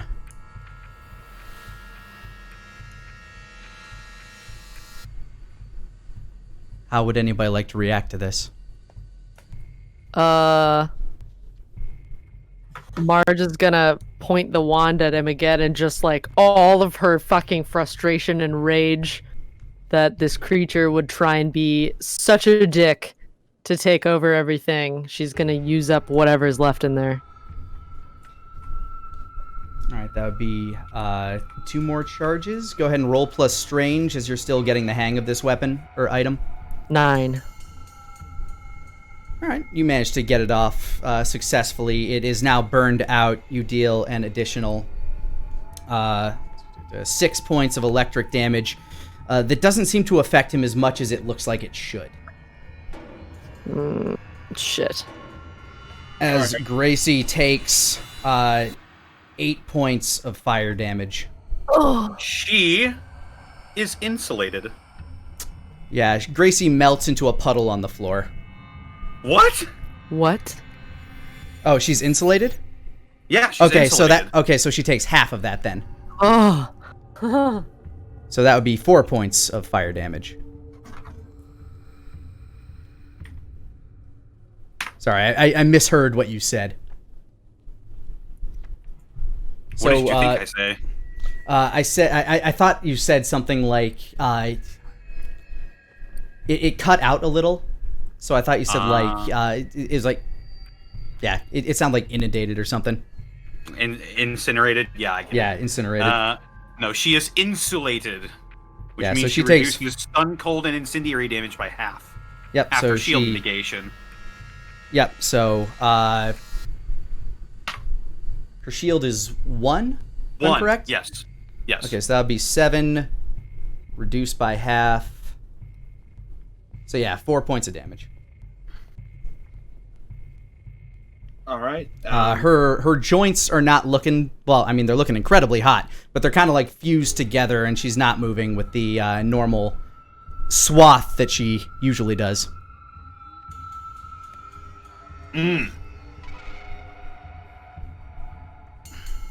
Okay, Lani. Since the petrifying gaze isn't working, I'm gonna try attempt to shift my form again.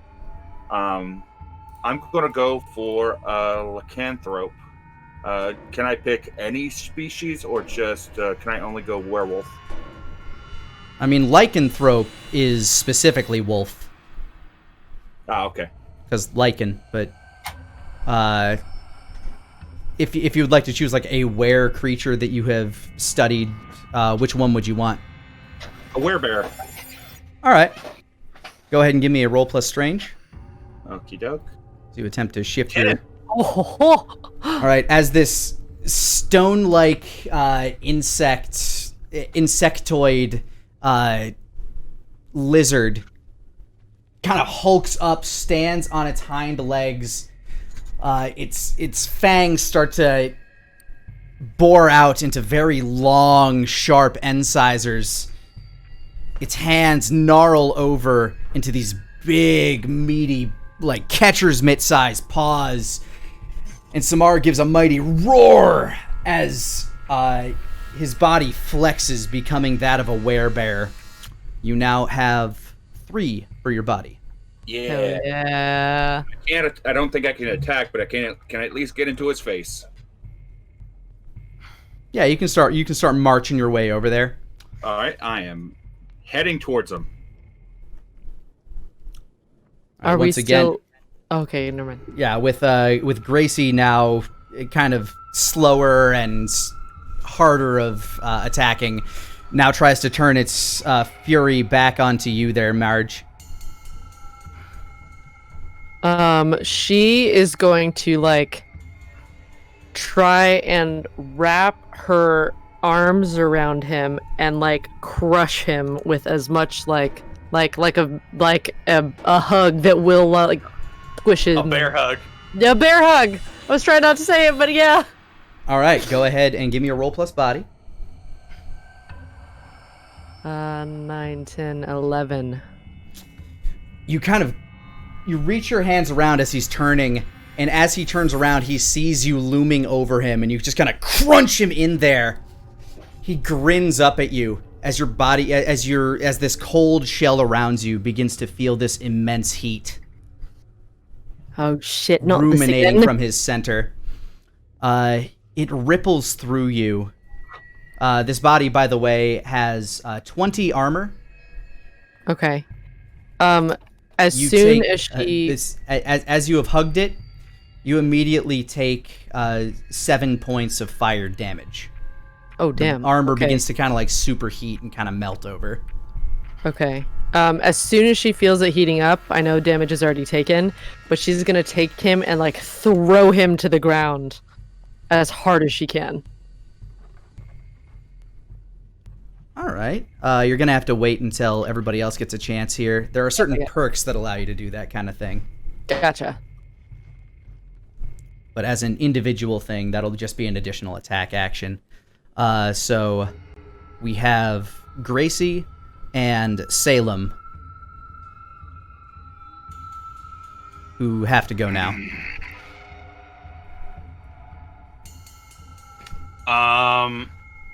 Seeing that Gracie is worse for wear at the current juncture, I am going to waddle over to her, nudge her with my foot behind a desk out of the side of this thing real quick, and I'm going to use Patch Job to try and repair her. All right. As the enemy is currently distracted, you don't need to worry about him immediately attacking you in this situation. So go ahead and Patch Job. Roll plus smarts. Here I go. Nice. 11. She All right, heals how much 2 armor. All right, you kind of touching the metal, just trying to like do what you can here, kind of chiseling at some of the rusted, like the melted over joints, kind of getting her back slightly into fighting shape. You pull out some adhesive and you slap some plating over it. And Gracie, like, not looking quite as graceful as you would like her to be, but is still combat ready, and she has the ability to fight. Okay. All right, girl. Okay. We're gonna make it out of this. All right?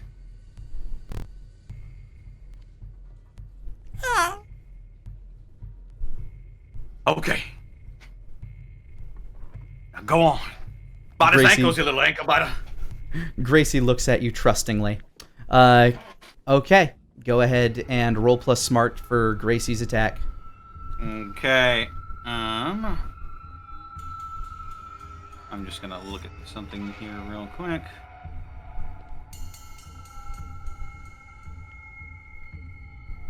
Okay. Rolling plus smarts. That's gonna be 7. As Gracie darts in to bite at his ankles as you requested, Gracie too once again takes the additional 4 points of fiery damage that is ruminating off of this thing's body. You can see her jaw begin to kind of like drip and melt. One of her eye sockets kind of starts to melt over. Shit. But she takes won't. 2 damage. He does take stunned. 2 damage. Or I'd say he would take 2 damage. Uh-oh. But Gracie does not quite match his shield. No. Bug. Okay. So I see her sort of try to bite down on his ankles, and it's useless, right? It seems to be doing nothing, and Gracie is now melting.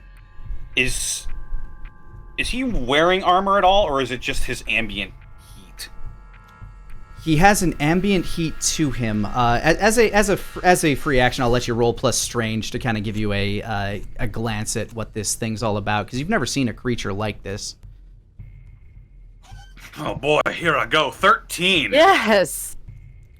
This thing doesn't seem to be wearing any sort of clothing at all, really. Its skin appears to be this kind of leathery substance that's it's kind of like it lets out this very thick, coarse black hair that you're not entirely sure like the density of it, but it definitely seems to be protecting of some sort. As far as you can tell, this thing doesn't have any armor, but it's got an aura to it. This heavy aura, the same aura that you've been feeling this entire time.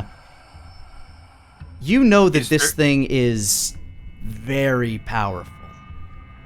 Is there anything sticking out of it at all? Other like than these, anything obvious, like the crystals that we've seen, or crystals that we heard about, rather. We haven't seen any, really. no, you haven't seen anything immediately obvious. The closest you can figure is that if this thing has a crystal on it, it must be embedded somewhere in its body. Okay. All right, Samar, Marge, basically back up the order again, as Marge, you wanted to kind of like slam him away from you. Yes. Okay, go ahead and give me a roll plus body. 10. And while that is happening, would she notice any greater heat from any part of his body? It just seems to be emanating directly from him at the center. At the center. Okay. Yeah, he But is like this in his like core in his chest. Radiating this. He is radiating this core heat, just like coming straight out of every follicle in his body. Oh, okay. So there's not like any specific place that you could pinpoint it to. It's just all of him. Yeah, he like it's all just coming out of whatever part of the body that you're touching, and as you are physically touching, it's still hurting, which is making you just want to throw him away. You basically like wham, just like throw him as hard as you can into the bookshelf, getting away from that radiant heat that you were feeling. As he slams through the wall, just boom. The rubble kind of collapses around as he steps out of it, just kind of dusting himself off very casually. Have we had enough yet? I'm sorry.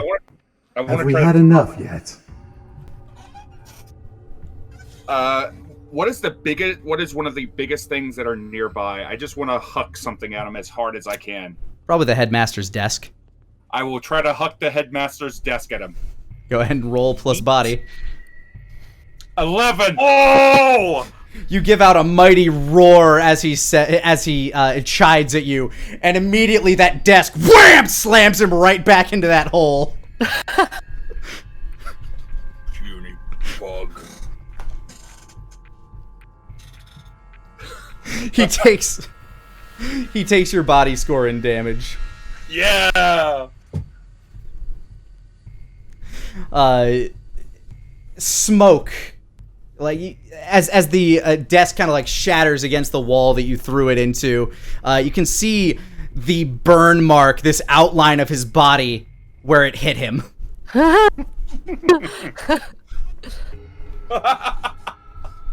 that was great. That is my turn. You're amused by this as the entire room you're in begins to heat up and tremble and shake. The air above you, since the walls have begun collapsing, becomes turbulent. This sort of heat lightning starts echoing out of the air. You face forces beyond your imagination. I will show you your folly. As a massive bolt of lightning streaks down, red lightning streaks down and into the room, impacting its center. How will you react to this? Are there any windows in the room? There is a massive hole in the wall where this lightning just came in through.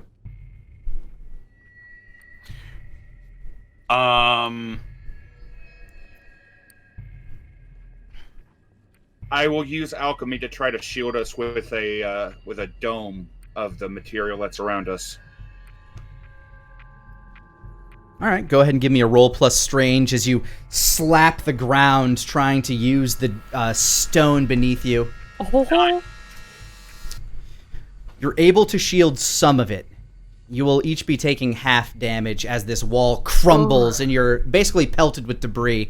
Instead of taking immense, like, magical damage that you would be, you're instead taking 4 points of bludgeoning rock-like shrapnel damage. Would that go to HP or armor?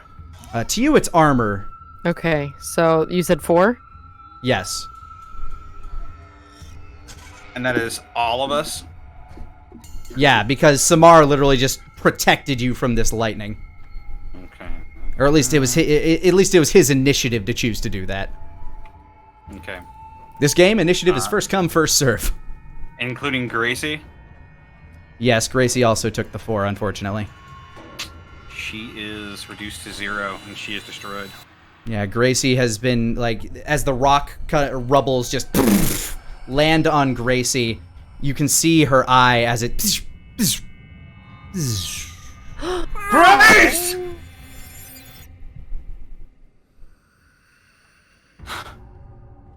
I have an idea and it's real stupid, but I'm gonna try. No! Your toy friends leave you like everyone else. But don't worry. You'll find them again. Your fake they have power's us. gonna leave you just as easily! He's got a crystal inside him somewhere! You! Get it out, Transmuter! Ghost Lady, rip him open! Find it!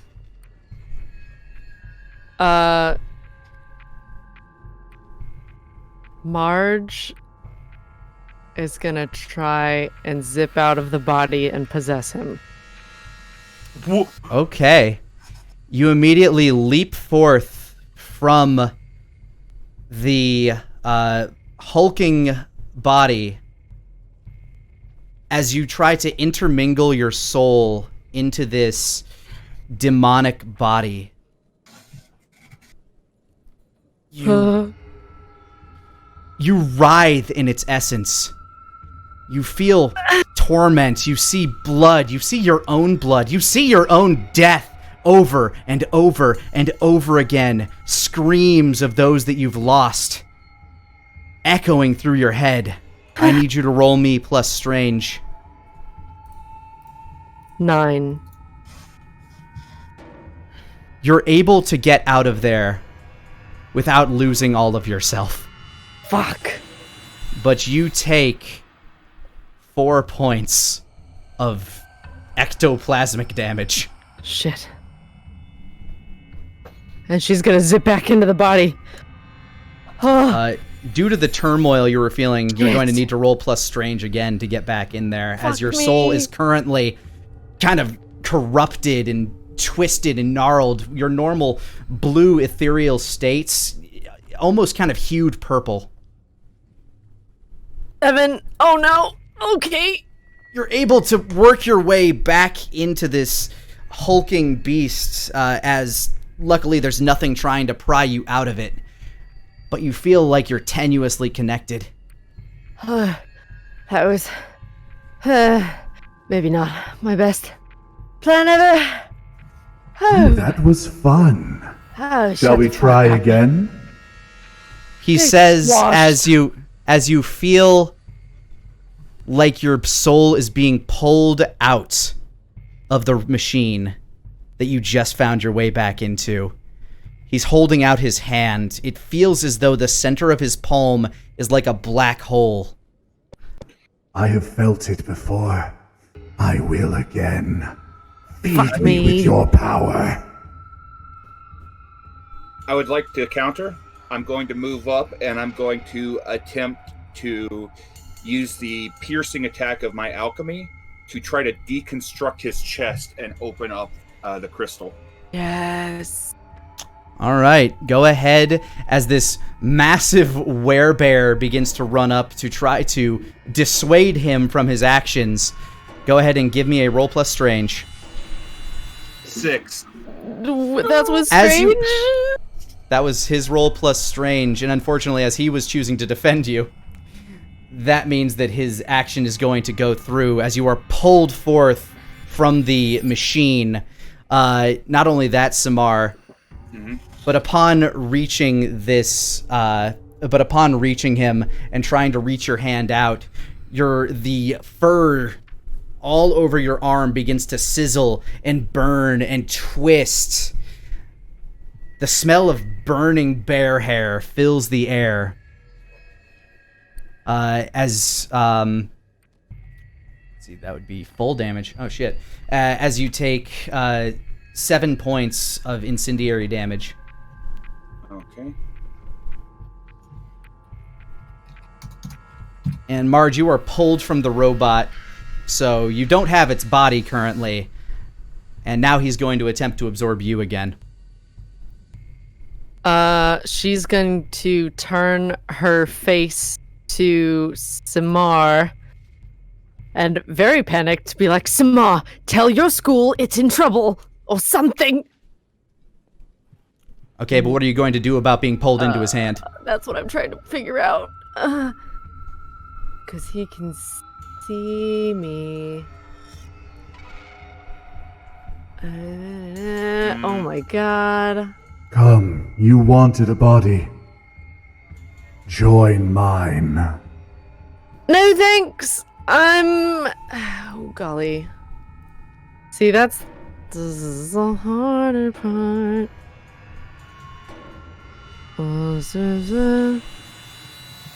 Am I still available to act? Do anything, please? Yeah, you can act, because as it's going, this This is not great she's for just me. she's I just don't have ebbing a lot closer to and do. closer to his hand. So, Gracie's like crystal or essence, is that tangible? Could I hold that? If you dug it out from the rubble, yeah. And removed it from Gracie's core as well. It would take a little bit of doing, is what I'm saying. Okay.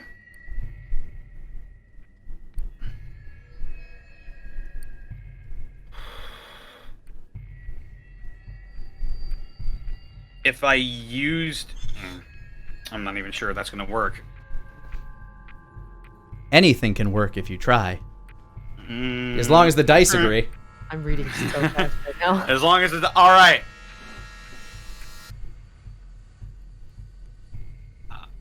I'm gonna... Shit.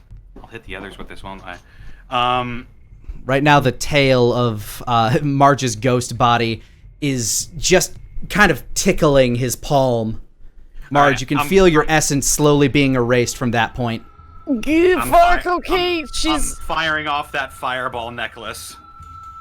Okay. You kind of like hold it...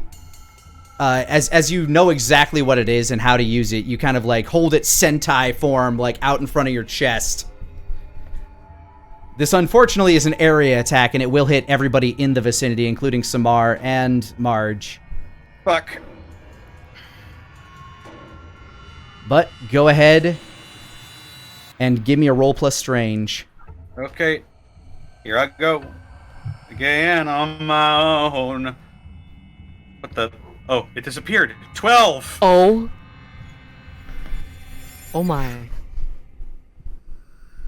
With the innate nature that you have and this anger burning within you, you are not only able to fire off this spell, but you're able to focus it in such a direct, torrenting beam of fire that you're able to direct it over Marge and past Samar. Oh, fuck. I used only it like hit the your Redstone target. of Asia. Yeah, pretty much. You had this direct, incendiary beam of energy firing forth. I said it was a level 5 fireball, right? Yep. Yep. Yeah, you did. All right, fireball is a level 3 spell, yeah? Yep. So that does 15 points of fire damage. What? I thought that As was this level beam- 5. Oh, Yes, level it's 3 a spell. 5th Sorry, level that's what I said. spell. Level 3 and spell, but it's at Got level it. 5. Got it. So it fires forth this beam, like this final flash of fire that poof, knocks his body back through the wall, out the other side, off into the distance, the opposite way of Mitternacht. This beam echoes into the night. Those beneath could probably see it as a comet echoing through the sky as you rid yourself of this creature. Oh! Oh, fuck! You don't think you killed it, but it's gone for now. We should fucking run. I don't have legs for that, but I agree. I'm going to gather up Gracie's mangled body, and I'm going to just take it with me. Yeah, you put it into your scrap pack. kind of with that knowing promise of this isn't the first time that Gracie's been decommissioned. You can rebuild her as long as her core exists, and it does. Grace, you're still with me, baby. The crystal kind of shimmers meekly. Okay, I'm gonna get you a better body. It's gonna be stronger than before. But we gotta get the fuck out of here right now. All of you, you good? We good? Yeah. Yeah, fine. Just, I've got a lot to tell to a lot of people right now. All right, we've got to go. Where is the nearest Feyrunner hideout that I know of? The nearest Feyrunner hideout the nearest nexus point is between here and Frosthelm.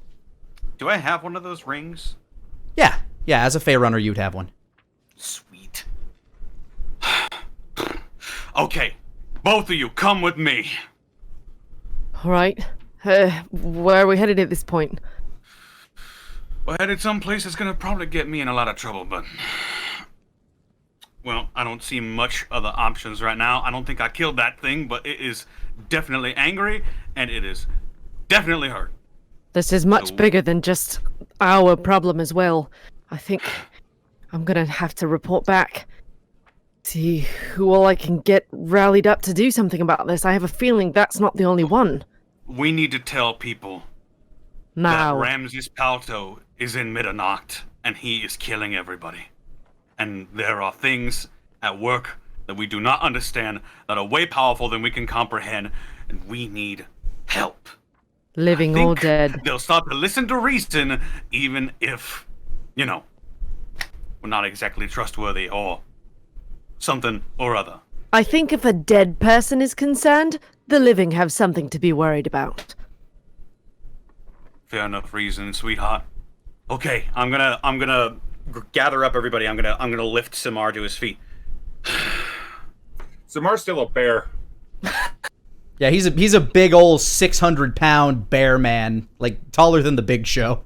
And his head kind of brushes the ceiling as he stands. He nods. Still in there? Sometimes. Okay.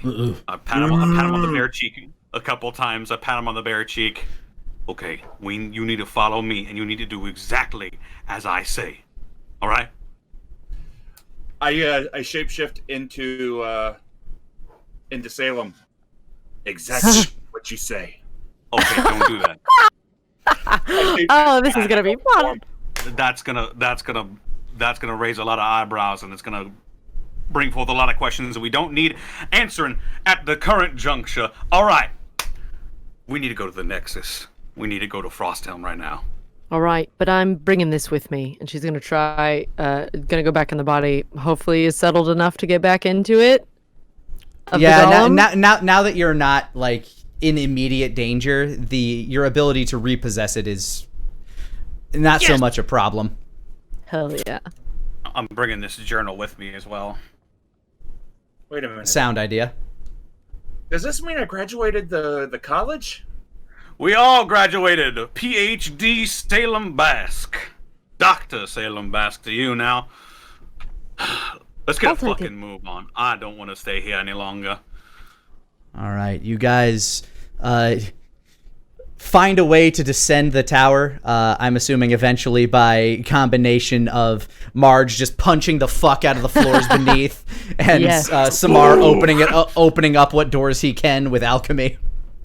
And I think I can take this kind of body.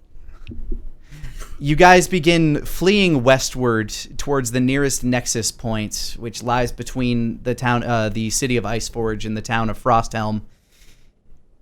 As the ominous red glow of Mitternacht shines from the north, you can see it begin to levitate above the land. And here is where we will end our story. Oh, no. As our new heroes go to report everything they have found.